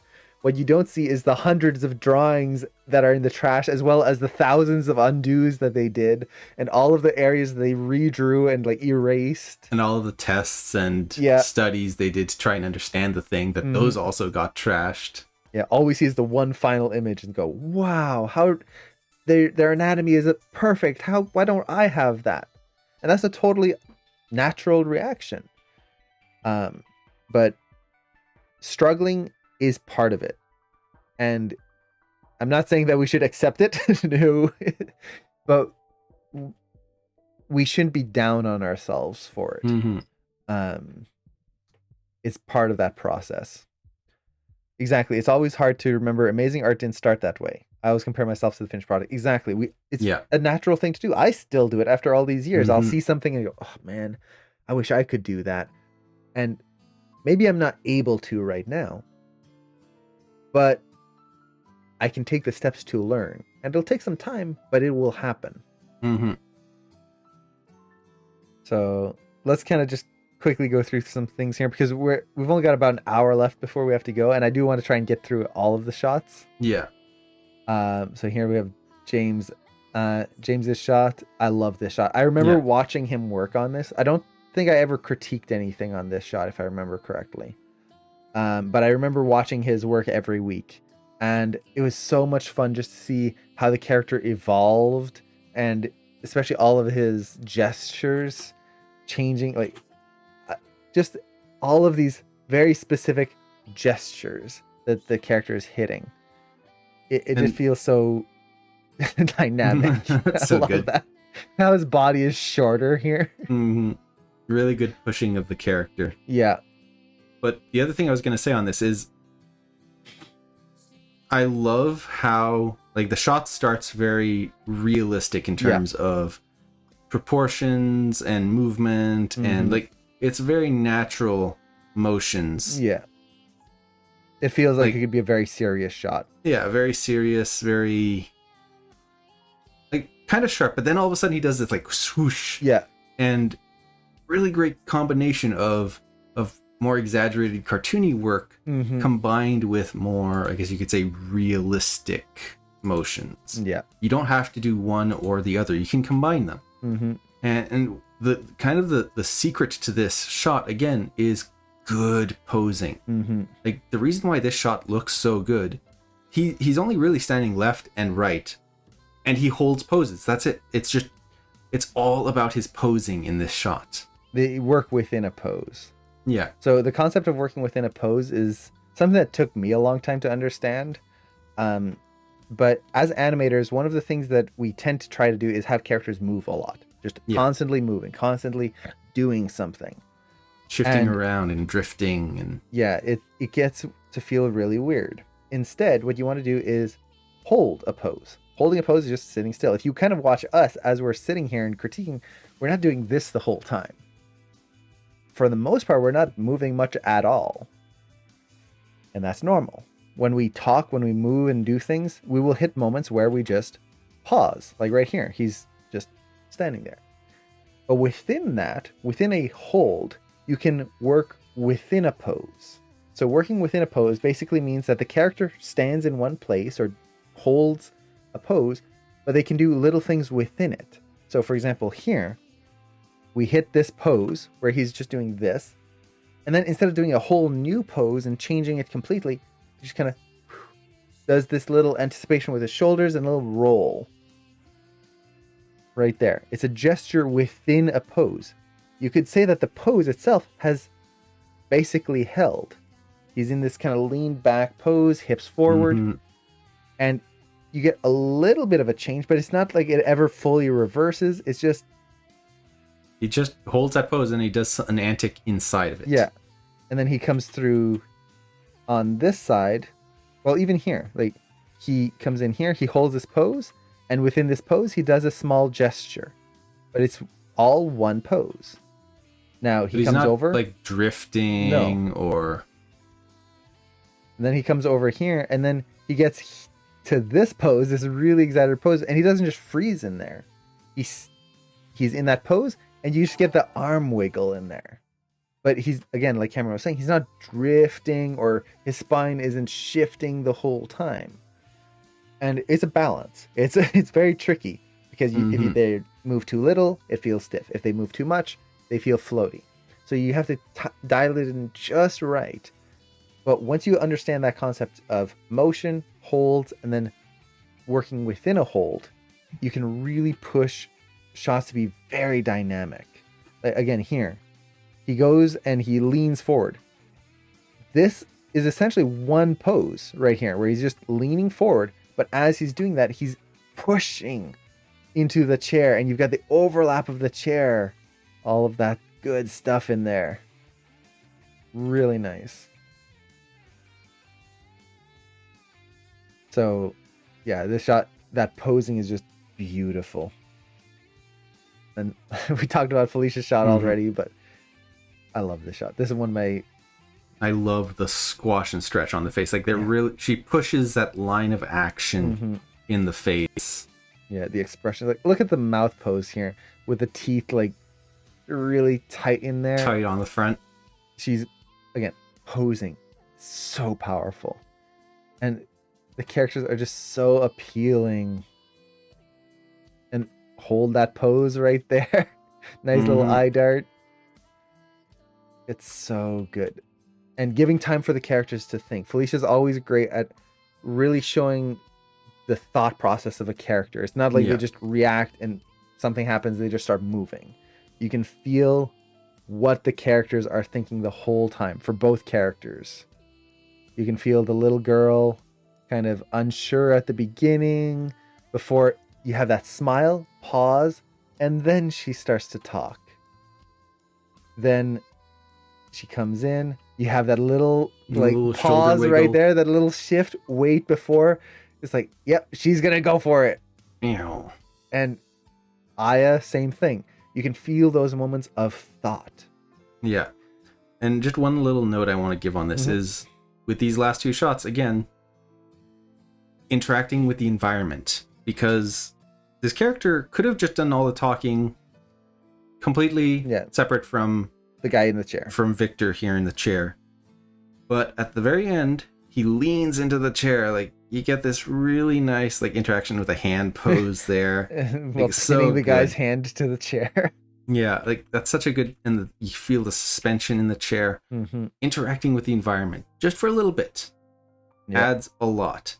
And then same with this. Like, they could have just had the two characters completely separate, put a dividing line there, and they never interact or touch. But instead, you have the girl here come in and put her hands on the chair, come really close, and then jump up and push in. That interaction, one with the environment and with the other characters, adds this level of physicality to the world where they're not just two characters that you could easily just put a line down the middle, and it could have been filmed in two separate occasions where the characters aren't even in the same scene. Well, I think if I remember correctly, the very, very first iteration of this, the characters weren't going to interact like this at all. But then Felicia kept pushing the idea, and kind of, she had this initial concept, and she kept workshopping it and pushing it and thinking of how to improve it.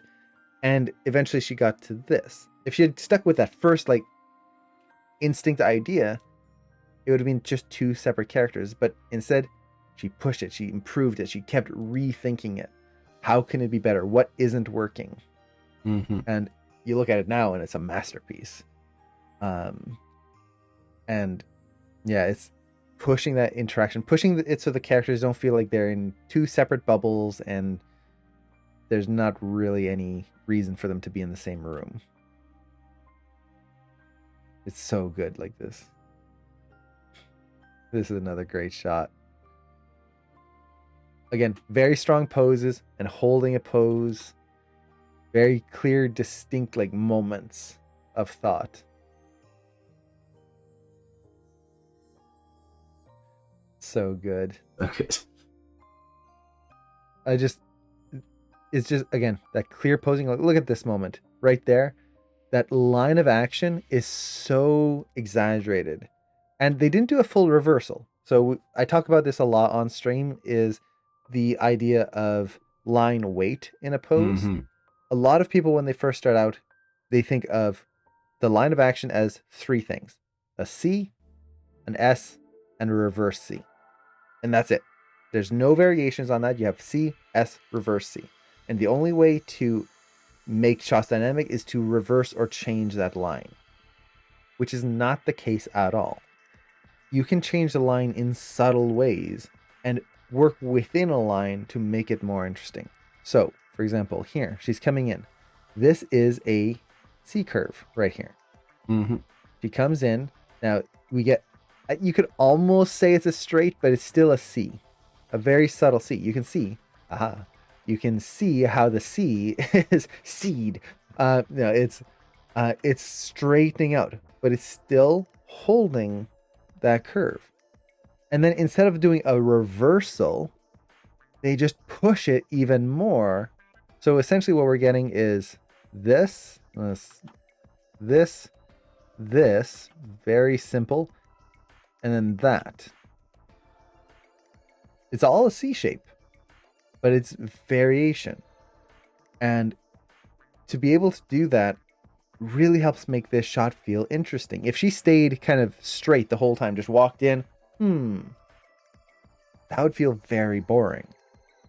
Instead, we get this just beautifully dynamic moment, and then go into the reversal. The hand flourish that she does is so good too. Like, she doesn't just bring her hand straight down. She does this flip, and then and it could have easily subtle. just been that. Just it could have been pose A, pose B. Yeah. But there's this extra flourish in there. Yeah. Great, beautiful hand pose here. And this is where Bo and I, we talk about breakdowns a lot. Mm-hmm. It's not just having your pose A and your pose B and then letting Maya in between it for you.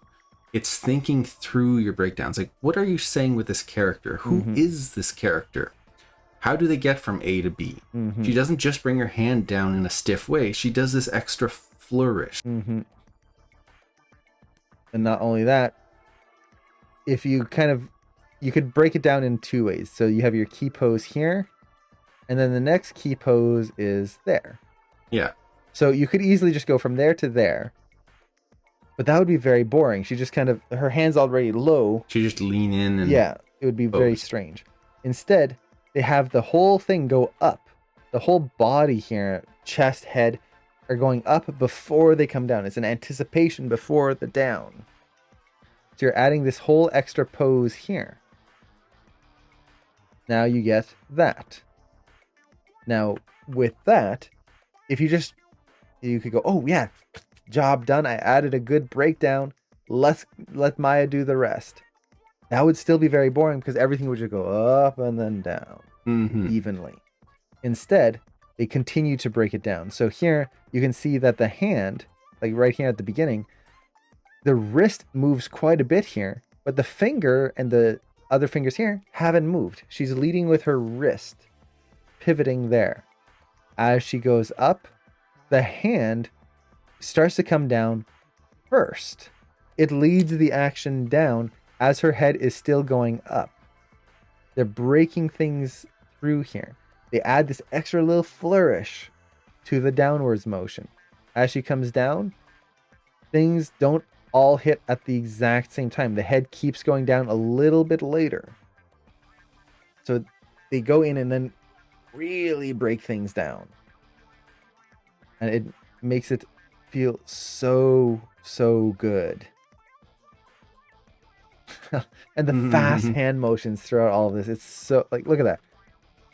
How many frames is that? It depends on where you want to count it. So we'll say here, this is going to be frame 1. Then we have frame 2, which is essentially just a little bit of a move on the hand. Yeah, it's just a bit of an ease. Yeah, the hand pose stays exactly the same. Frame 3, it moves. Frame 4, it's already pretty much in position, and then it eases in. So you could essentially say this is a 2-frame motion. Just 1, 2, done. Like that. 2 or 3 frame motion. Very fast. It reads so clearly. That hop as well is really quick. Now, one thing I do want to say on this is, even though the character isn't interacting with the environment per se, what she's doing is she has a prop. Yeah. That helps a lot. Giving your character a prop, interacting with the environment, and technically in a way she does, because like she looks at she's looking at something, and then maybe she steps on it. Yeah. Like this is just really nice. Like they're using the environment as like here, like she actually like steps on it. Like that's again, that's right there. A little bit of interacting with the environment right at the end. Because she didn't have to step on it. She could have just walked away from it. Yeah, she could have just pulled back and that's it. But putting in a little bit of interacting with the environment, even if it's literally just taking something like, oh, touch, like I just interacted with my environment there. That alone can connect your character to the world. Oh yeah, in so many cool ways. So yeah, it's a beautiful shot. And then Torben's shot. I remember seeing when he first uploaded this. It was so cool. It was so good. This is just, it's amazing. Such a fun shot. Yeah. Really holding, like, look how long the characters hold poses. Yeah. They almost move in stepped mode in some cases. Well, like, the squirrel here, he's looking off to the side. And aside from, like, the little head motions and stuff, let's count this out. So he kind of gets into this position right here. This is where he holds. So we're at 201. They hold this. Holding. Still holding. Till about right here. 312. Wow. 201 to 312. So 111 frames of the character just holding a pose with a few little head shifts. And that's totally fine. You can do that. Characters don't have to move constantly. And this blue squirrel, when he goes through, he is essentially just a big overlap assignment. Like he's literally just the tailored tail going through. That's it. Like it's just one flowing motion. Yeah, it's so cool. They did such a good job with this. That is the squirrel rig. The only difference is that they added little rigged arms and a little rigged face. That's pretty much it.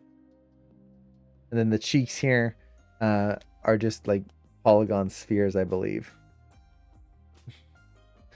Like a little blink here. So cute. It's just so good. And then something like this is just a collection of images. Like if you kind of watch it, it's just some images that go across, but it reads super clearly. Yeah, it works really well. It's just a couple of smears and like it's really well done. It's not just like they did it extremely well. So much work that they put into this. But when we say just, it doesn't mean like, again, it's not, anyone can do it. Yeah, that's it. It's just that. What we when mean we say is, just, we're talking about the simplicity of it. It's not like it's some particle effects and some like simulation and this super complex rigging system or like a Houdini simulation or anything like that. No. It's things that most people can do at least some version of, some small kind of approximation of. In this case, it's most likely that you could do something like this with an image plane and a GIF on it. Yeah. that's it. Now, there's a lot of work that goes into making it scale up and all that cool stuff. But it's not unachievable. I guess that's how we should be putting it. And it's just so good. Like, look at that line of action here. So good. The expression here. So pushed. Adorable. This is probably one of my favorite squirrel shots I've ever seen. Mm-hmm. It's just so good. So much character.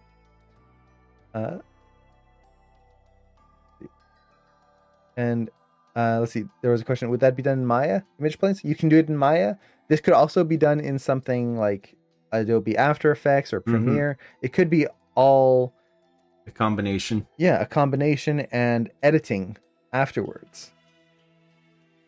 So, for example, a lot of the smears on the squirrels here, you could do with the grease pencil tool right there.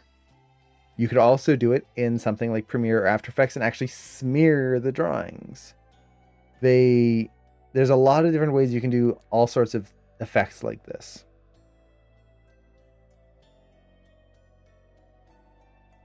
Now, so good. This shot, again, really good. Like, I love the fluidity of the motion in this one. This is a concept that is really important when you're doing shots like this, is you're continuing the momentum. The character doesn't just come to a dead stop and then jump the next one. There's this constant flow of energy. They're using the energy from their previous jump to continue them through the platform and land onto the next one.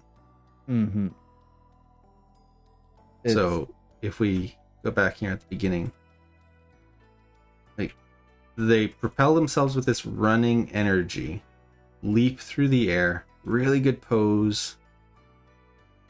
I like how the arrow has a little bit of wiggle. A little wobble on the arrow. When they land, they don't just come to a stop. They continue. That momentum is carried through. Yeah, the momentum is carried through. And they're actually kind of doing like this short run for like one step and then jump again. So they're not doing a jump from a standstill. And then again, they land here. Even though their feet are planted, look at how their body continues to move. They're absorbing, but also continuing that momentum.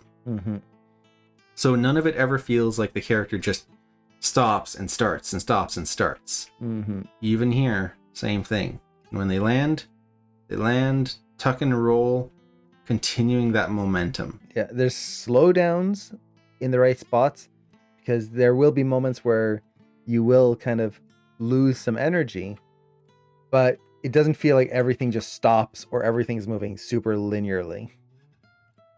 Do you know how they achieved the animation in Charlie Brown with the choppy, smooth animation? So that's very similar to what's kind of being done here in a lot of ways, where there's certain sections that are animated on twos. Yeah. Essentially, for that kind of cartoony animation, you will only animate every other frame. Yeah, and that gives it that more kind of hand-drawn style feel, where it's not just splined on ones, it is on twos or even threes sometimes. Yeah. And gives that motion, that pause. So if you look at the tornado here, for example, it holds for a few frames right there. It's shifting, but it's not changing every single frame. Now, you can do that on a CG rig. You just animate every 2 frames. Spider-Verse has that same thing. Now, the other thing that the Charlie Brown film had was very cool rigs. Yeah. Where the rigs weren't what you would normally see, like you could spin around the rig and it's a 3D character. They're just shapes with like their face kind of put onto the side of it. If you were to turn the camera, they would just be a mush. Yeah. The faces kind of floated over the head shape. So you could, like Snoopy could turn his head and have that long nose, but then the eyes were like still in the same place. Yeah. So it's a combination of those two things. but that 2D like stepped effect, or like I should say on 2s or 3s or 4, that's something anyone can do. And I actually created a tool to help people use cameras, and you can move a camera with that. Normally, if you animate a camera and try to animate on 2s or 3s or whatever, is going to create a stuttering effect. So I need to find that link again so I can give it out to people. But yeah, this shot's really cool. And then this one, I loved watching Hannah work on this shot. Yeah. Every week she would just push it more and more and more, and especially like this part here, I just love that. Yeah, it's such a good flow. Beautiful Again, line. This comes down to overlapping action. Like this is the pendulum. This is the squirrel tail. Yeah. It's just treating the body like a flowing line, and that gives you that flow, rather than trying to worry so much about the body mechanics and because if you worry entirely on body mechanics and the stiffness of like hips, knees, ankles, and all that, you end up with a pose that feels stiff. Yeah. Oh, and I see the J, there's the link. So if anyone wants the tool I wrote a while back for working with stepped animation and moving camera, you can open the link there. It's totally free. I love that little thought process. That, again, pause, hold right there. Let the audience register what she's looking at, what she's seeing. And then you get a little bit of a pause, hold, she comes in. Even here, I love how you get that little pause. She opens up her hands, and then you can see that the object in her hand is the thing that leads the action. She hasn't even reacted yet. She's still looking down. Yeah. Before, whoop, she gets pulled. And you can feel the pull in her shoulders first. And then it goes into the hips, and then it gets pulled here. You really feel that the arms are being dragged across. And creating that distinction is tricky, but Hannah did such a good job with that. Like right here even. She's still looking down before whoop gets dragged back. So good. And that's an important thing when you're doing animation, is be aware of where your action is being led from. It's very easy to just move characters and just have, again, Maya tween everything for you. But when you do that, characters will often feel like they just drift from one pose to the other. Whereas you can see in this shot, she's not just drifting from one pose, she's being pulled by her hands. Her hands, whatever is in her hand, is pulling her along, and that's what's leading all of the actions. Yeah. Be aware of what is doing the pulling. It could be your hips, it could be your chest. Be aware of that, and that will affect everything else around it. Yeah. Now, something I love here is Hannah's paying really close attention to even just the leg silhouette. So for example, here, if we kind of look at the silhouette of legs, it could very easily be a very twin pose where it's just done. Yeah. But instead, if you look at the overall line of the legs, let me zoom out just a little bit so I have a little bit more control. The overall line here is very simple versus this one that's a little bit more complex. Not only that, if you look at the individual leg, you get a simple line versus a complex line. A simple line versus a complex line. It could easily have been just two straight sticks. Two straight sticks, or like this, where it's kind of bumpy on both sides. A little bulgy. Yeah. On both sides. And that would have been okay, but not as graphically interesting. And especially when you get to like this point here, like look how nice and simple this leg is versus the other one that has that much clearer bend in there. And another thing is just like pointing the toes inwards like this. It really gives that nice like feeling of a character who's caught by surprise. Yeah, and not in control. It's just so good. It's not just flat. Exactly. So just great attention to detail in there. in this one. Uh, I remember helping so or good. critiquing Anna on this.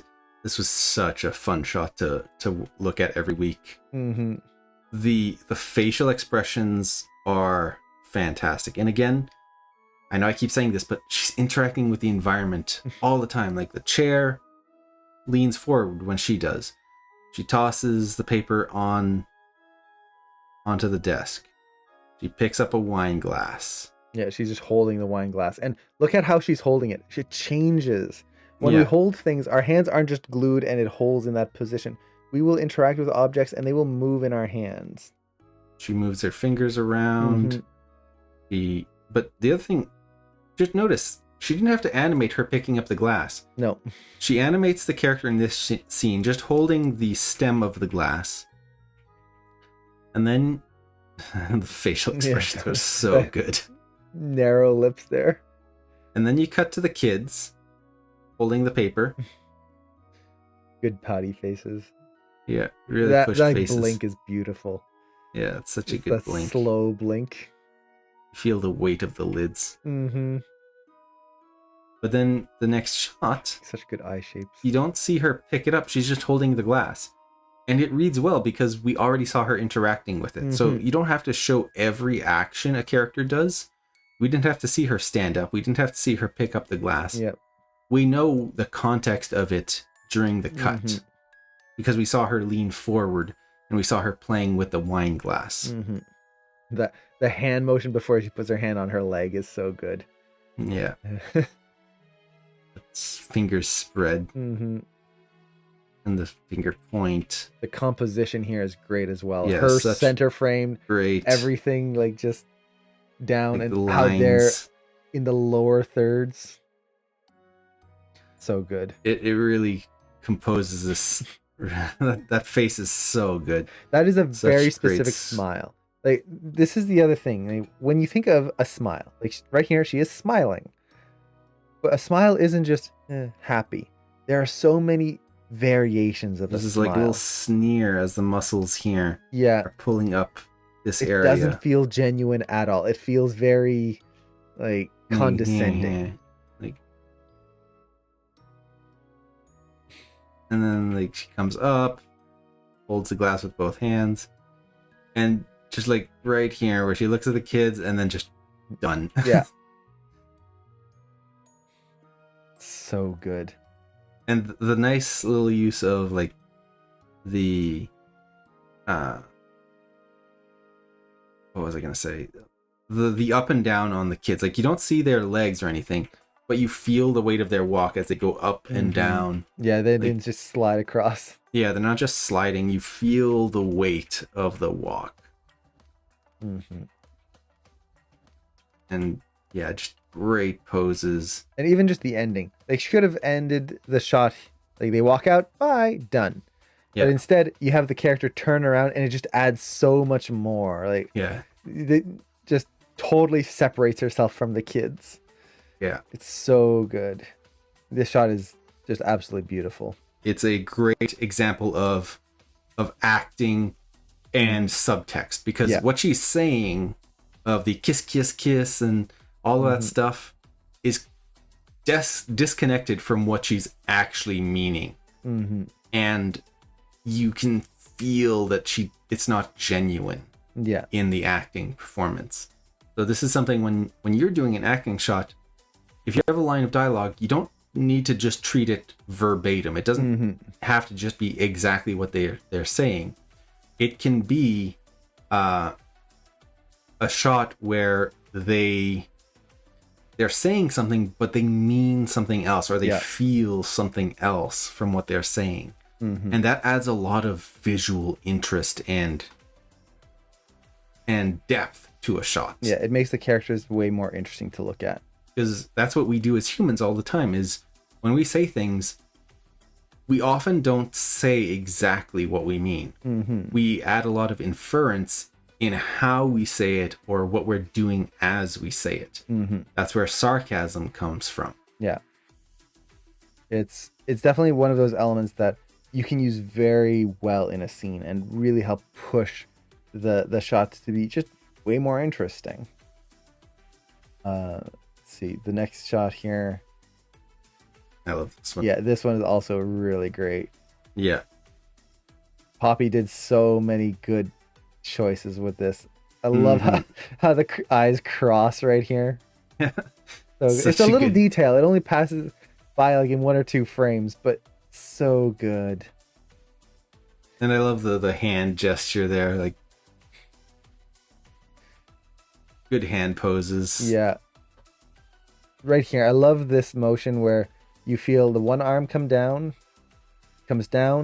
As it's coming down to a stop, we continue that motion into the other hand, and it just draws your eyes up and around. Yeah, it's nice flowing motion. If you just watch the hands there. Comes through, and then right around, it leads your eye beautifully. And then leads you into her standing up as well. And then Jules here. Such a good motion. So over dramatic.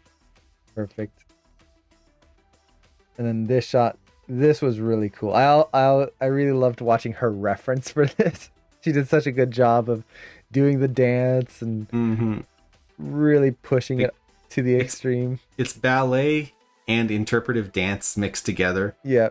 And like you can tell it's not like a perfect prima donna style ballet recital thing.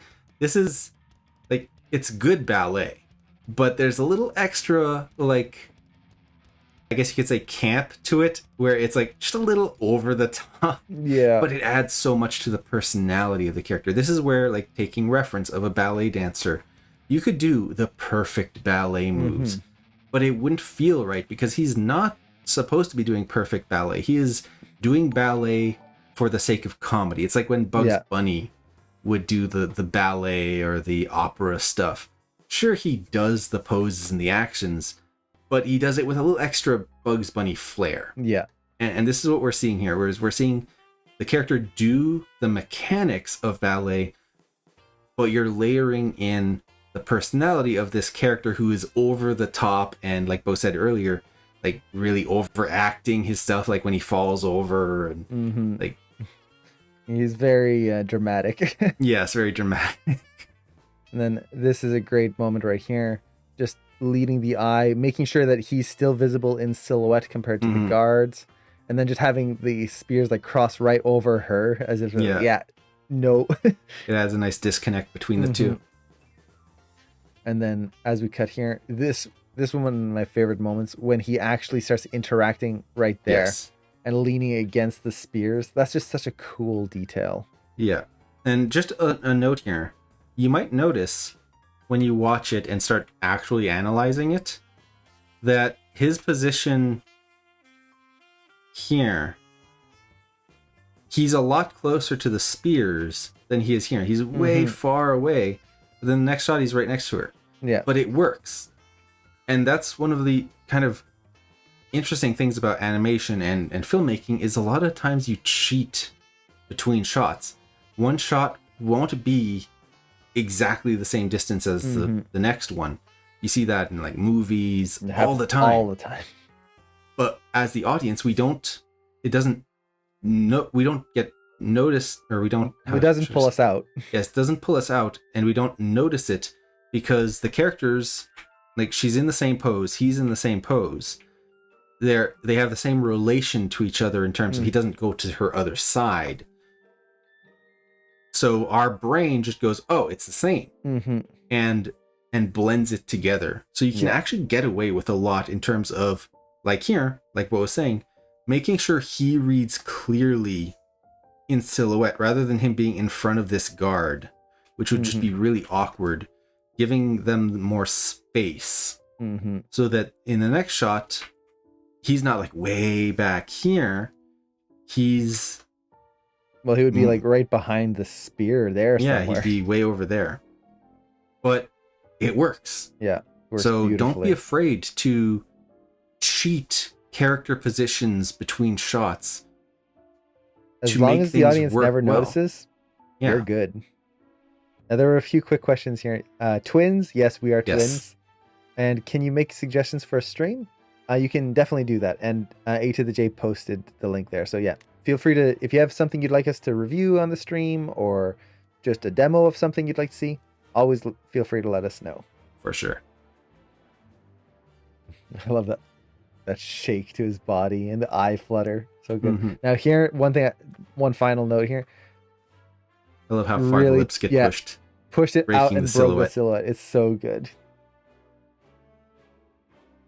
And Zemo's shot here. Yeah. Zemo was actually my student back in the Maya lab. So I taught him back when he first started Yeah, first learning Animation Maya. Mentor. And he was very much a student. Like, he was a good student, but his work was definitely like beginner level work. It's not like he started in the Maya lab as a master. Mm-hmm. And to see his work grow so far and improve so much is a testament to how hard he worked. Mm-hmm. He put in the time and he really studied. And to see his shot here on the showcase is awesome to me. Mm-hmm. And he did such a good job with like the expressions, that subtle, like right before she throws her books up, there's this like, oh, she's sad, oh no, and then just this The brightening just up a of the eyes. slight raise of the brows, a slight mouth corner, and a slight compression in the eye before she starts to cheer. And as she starts the books, I love the weight of the books, how they don't go Yeah. up right away. Like you feel her shoulders lead the action right here as the books keep going down. And then look how fast it goes up. You get one frame here of a little bit of ease and change direction. It starts to go a up. little bit there, Whew, and then gone. boom. Yeah, and it reads well, Mm-hmm. But and then boom, boom. she's so adorable there. Yeah, But yeah, watching Zemo go through the program was so much fun because like every term it was just leaps and bounds and learning more and really pushing themselves to just get better and better. I love how the fangs suddenly bing, they're yeah, out there and it's super clear. One thing they made sure to do is get the mouth posed out in a way that you'd really see this yeah. fang. The white on black. Yeah, that's really, really nice. And then I want to just give a note on Jules's pose here. Jules is literally just standing there. Yeah, There's nothing visually interesting about what he's doing. He's got his arms crossed, and that's it. And yet, he looks so interesting. yeah, And part of that is, well, the line of action. Even though you don't see it with the cape as much, it comes through and you can really feel that kind of S shape right through there. he's not just standing perfectly straight, like Mhm. T-pose Jules and then bring the arms across. Yeah. You feel the finger poses. Like, look at that, how the fingers are dynamic and interesting. You've got And some spaced. interesting spacing on them. So good.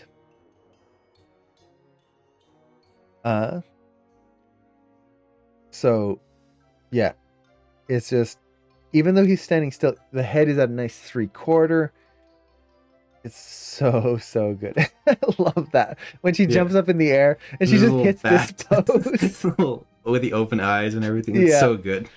It's so silly, but it's So so cute. exactly, it's adorable, and it just kind of freeze frames there, and then Yeah, and there's a flash of light, and you didn't have to animate a big fancy thing. Mhm. It works.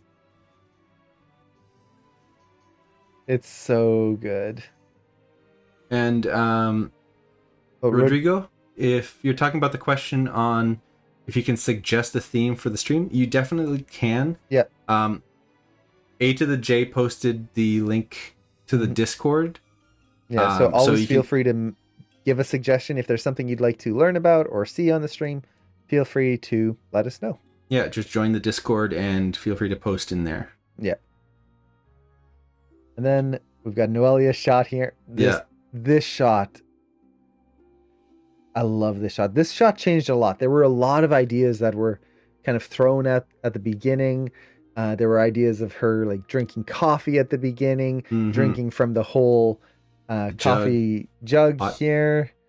And it was fun to see it evolve and become what it is here. Mhm. Also, another quick little thing is all of these, I believe, were drawn by, let's see. Well, all of the drawings here were done by Noelia, and over top of the B movie Yeah. storyboards, which is really cool. So she just took the B movie storyboards and added little dragons Yeah. on it. Which is a fun little, I guess, Easter egg for the class. I'm not going to say any Mhm. more than that, but if ever you take Animation Mentor, you'll probably realize what that Easter egg is about. But I love this. I don't know, this little dragon here that's just kind of like lounging in the coffee cup. It's just so cute. But this shot is so good. Hey, just that way she stands up right here. Like, look at how the eyes go from this really tight expression. The mouth is really exaggerated. And then very quickly. So we have the start probably around 5:30 here. She just opens her eyes in like 2 frames right here. Really big. Yeah, and that she has that like kind of Manic grin. yeah, it's like she's so into this. Yeah. And then look at that nice subtle change in the eyes right there. Mhm. Where you go from this really wide open eye here. Very nice, beautiful shape to the eye as well. I want to Yes. say. And then suddenly the brows come down and it's helping to push that lower, push this a little flatter right there. It's very subtle, but you feel it and it feels so good. And that really comes to shaping the eyes, not just leaving them at their default. Yeah. We see a lot of people just leave the eyes at default, and that just, it's fine, but it's like leaving a character in a T-pose. Yeah. When you bring in a character, their face is essentially in a facial T-pose. Yeah, it's the default rigged. Like the face is in that pose because that's the way it's easiest to rig, not because it's appealing. Yeah, just like a character being in T-pose is not the appealing design for a character pose. Yeah. I Now, love one this thing I did want to say on this is just in terms of subtext, like you can tell this character is crazy about dragons, but it wouldn't read nearly as well if she didn't have like the dragon shirt and the dragon tattoo. Like that just adds that extra level of she loves dragons. Mm-hmm. So this whole like narrative works better if you can add little things to your scene, little things to your character to make them read better. It's not like she has a big sign saying I love dragons. It's just little subtle things that people would normally have, like a shirt that has a dragon on it. Like, yeah, that's not something crazy or out of the ordinary. She doesn't have like a dragon tattoo across her face. Like an arm tattoo is something that a lot of people have. Mm-hmm. So if you can add in that stuff, like the coffee pot as well, like that's another nice touch. Yeah. The scrunched pieces of paper. It doesn't interfere with the shot. It's not a big sign, but it tells you, 1, she's hyped on caffeine. Mm-hmm. 2, Tells you a she's story. been working on this for a while. Like there's a coffee pot and a cup. Mm-hmm. Her shirt is stained with what is probably coffee. So she's got like the bags under her eyes. Yeah, I love those. That all of these little subtle details add a huge amount to the storytelling. Mm-hmm. And as animators, this is something we should be aware of, is your performance and your animation can be fantastic, but it can always be plussed with environmental storytelling. Mm-hmm. And environmental storytelling is an extra. Yes. It's not something that you always have to put in. The performance should lead it first. So, for example, she's talking about dragons here. And there's going to be dragons. And you can see in her expression right here, you get it. You get Yeah. she loves dragons. Everything else adds on top of that. Yes. And then what I also love here is just in her acting, you get the idea that she is in a room full of people. At no point do they show people or head silhouettes or anything like that. But if you watch her eye direction, right through here, you can tell that she's looking at a lot of different people. She's constantly looking left and right and refocusing on people. And I love that expression at the end too. But it's one of those nice things with acting, is that you don't always have to show everything. Mm-hmm. You can let the character kind of tell the story just by the way they act. And this shot does that beautifully. So good. And then this last shot here, I just love that little bit right here. He's walking carrot in. spin. Well, not just that little pause, like that stop right there. It's Yeah. just a stop. It's beautiful. It holds the moment. The weight in there, you can feel the hips come through, and then the shoulder rotates around and the body rotates. There's a little bit of overlap in the arm. That arm shifts a little. It's just that moment, at least to me when I watch that, that would be a moment where it's like, I want this guy on the team. It's just a character stop, but that little up and down, it's beautiful. And this is one of those things where in animation, you can have big, huge moments. You can have explosions and dragons and fights and fire and whatnot. But it's often the little moments that make something read well. And this goes through all the shots. Like every shot that we've pointed out, there's these little moments, like right here. That expression.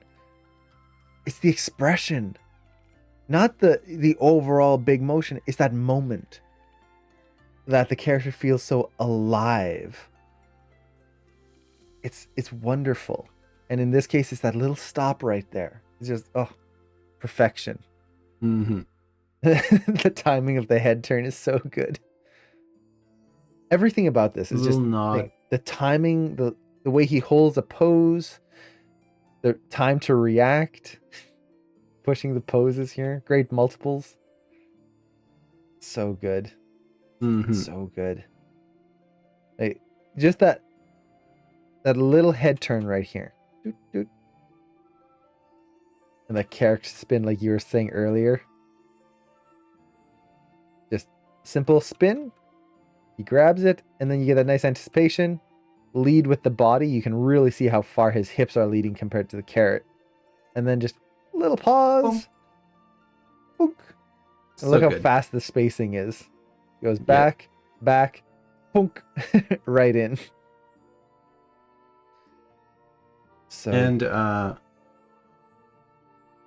Vino mentioned this means you have to learn extra things as texturing, modeling, lighting, compositing. You don't have going back to like the textures and stuff. You don't have to, but in my honest opinion, it's nice to know. Like, if you're an animator and you want to make your demo reel pop a little more, it's nice to learn. You don't have to go crazy. It's not like you have to be a professional modeler, professional. Like, look at this tree. This tree is essentially like a cylinder, and they added a couple of like ring or edge loops there just to get a shape that is wider here, a little narrower, a little bend there, a couple of cylinders there, and that's it. Like another like cylinder with a few, or maybe a cube with a few bent shapes. That's it. Like, it doesn't have to be anything incredible or super detailed. Like this log is a cylinder with a few cubes. Yeah. Well, even the scarf, it's like, oh wow, this really dynamic scarf. It's a polygon cylinder right here that's got an extra edge loop in the middle so you can bump it in. And then a polygon cube that's being like extruded down here, and another one down here. So it's basically like if you looked at it from the side, it would be a cube like this, and then there's the main body of the scarf, it sticks out past it a little bit, goes down a little bit there, and then like this. Like that's really it. It's like 3 extrusions. Yeah, and Vincent, that is a good point. You should always focus on animation. Animation is your be all end all. Yes. Good for rendering, sure. good texturing, good all of that is That's extra. after. But you can learn the basics of them. And for example, again, it's not learning how to model and learning to make a full realistic character. It's how do you take a cube and just shape it in a super quick way to make a stump. Yeah. And in terms of composition, it's not learning how to make every single like perfect composition and all the different rules. Basic rule of thirds so you know where to put your camera. Yeah, like the ground level here is essentially the rule of thirds. There's like you can see the top here is just the mountain peaks. Mm-hmm. That's the upper part in the rule of thirds here. The middle third is where we see all the action, and the bottom third is the ground. Mm-hmm. So rule of thirds. Snowman is on this third, and he is center focused. Mm-hmm. That's it. Like nothing super complicated. It's the basic rule of thirds. Mm-hmm. So learning these extra things, composition, little bit of modeling, so that you can make things like this bag. Because if you need a prop, it's nice to know how to make like a carrot. This carrot is essentially taking a cone and adding a few little edge loops and changing the shape a little bit. Yeah. And that's it. It gives So you if the extra capability of adding more clarity to a scene without taking a ton of time. Like that cone to make that carrot nose would take 5 minutes. Yeah. And then like A to the J was saying about foreground, midground, background. You have these foreground objects like these branches here that add this foreground element. Mm-hmm. You have the midground element, your character. And You have the tree. trees. The tree. Even this one is kind of midground. Yeah. And kind of the ground plane here. And then you have your background elements, which are Mountains. the mountains, the hill. Like all of this is in the background. Mm-hmm. And when you have those 3 layers, that gives depth to a scene. Mm-hmm. It's not something that is necessary. That is stuff you add later. Yeah. Like you could do this entire shot with just the 2 characters in the tree on a gray flat plane, and it'll totally work. Mm-hmm. But once you do that, adding those polishing touches to enhance your shot, to give it that final polish, is really going to help, especially when you're applying to a studio, for the recruiters to go, this person put in the extra 110%. Yeah. And this person loved their shot so much and wanted it to succeed so much that they put in that extra amount. And it's not to say that you have to render and light and texture and have everything beautiful and Pixar level. Nuh-uh. There's a point where the recruiter will go, they spend a lot of time on this lighting when they should have been spending time animating. It's just knowing enough that we can clarify a story. So like, let's go back to the previous shot here. Like she's got this stick in her hand. Well, it could have just been a polygon cylinder and that's it. But they added just a little bit of a handle here. It helps just make it a little bit more unique. It would take 2 seconds to do. You essentially just add an edge loop and extrude, done. It's a little bit more detailed. That's it. So when we talk about learning modeling, it's understanding how to adjust to geometry to make things a little bit clearer. That's about it. Or, for example, here, how to do that whiteboard. Yeah. It's essentially polygon planes with an image plane on top. That's it. Yeah. So if you know how to do that, and you know how to use image planes in Maya, you can make a whiteboard like this. So, yeah. Hopefully that answers the question there. And then the last bit here. A nice little touch. Yeah. The eye darts. Yeah. And do we even see the snowfall? No. It's just a blur. Yeah, it just kind of grows. But you get it. Yeah, it works. So good. Mm-hmm. I love the little eye dart. Whoop. So good. I love it. And yeah, A to the J. There's another thing. If you don't want to learn modeling and you want to just kind of make more interesting environments, Kit Bash is really great. Where essentially a Kit Bash is you download all sorts of random assets and then put them together into a new set. So you'll have buildings and shops or props. Sometimes it's just different engines, and you can just put them all together in different ways. You get all the parts. Yeah, and that's really cool. So, yeah. And then there's a question here. Which one is our favorite shot on the showcase? Honestly, I couldn't pick. No, each one is good in their different ways. And not just that, at least the Matei shot, but yeah. like the Felicia's shot, and like they're all like, some are funny. Everyone's some shots are so good. Some are more sincere. Some are just awesome, cool action. Mm-hmm. They're all fantastic. I think for me personally, the big problem with choosing it is every one of them has a really cool personal story to me, or at least most of them do. Whereas like I remember talking to the student about this and like exploring different ideas and seeing the different versions. So they have a history to them. Yeah. It'd be like, which is your favorite childhood moment? But I can't really pick one because each one has a special. Yeah, they each all of them have different levels to them. So, yeah, I think that's pretty much the showcase. Yes, that is the showcase. So this was a lot of fun to go through. Yeah. Bo and I, like we said at the very beginning, we often critique a lot of student work. We're often giving a lot of notes on what needs fixing, what's wrong, and how things can be improved.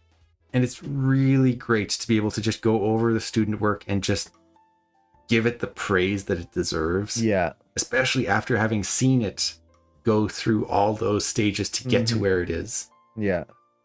It's so much fun to finally get the chance to just like gush about all the good things that students get to do versus always having to be picky and going, oh no, this isn't quite right and this isn't quite right. There are so many times when student work, they do things that are just so fun to see. And I'm so glad we got a chance to just like show it off to everyone. Yeah, show it off. Exactly.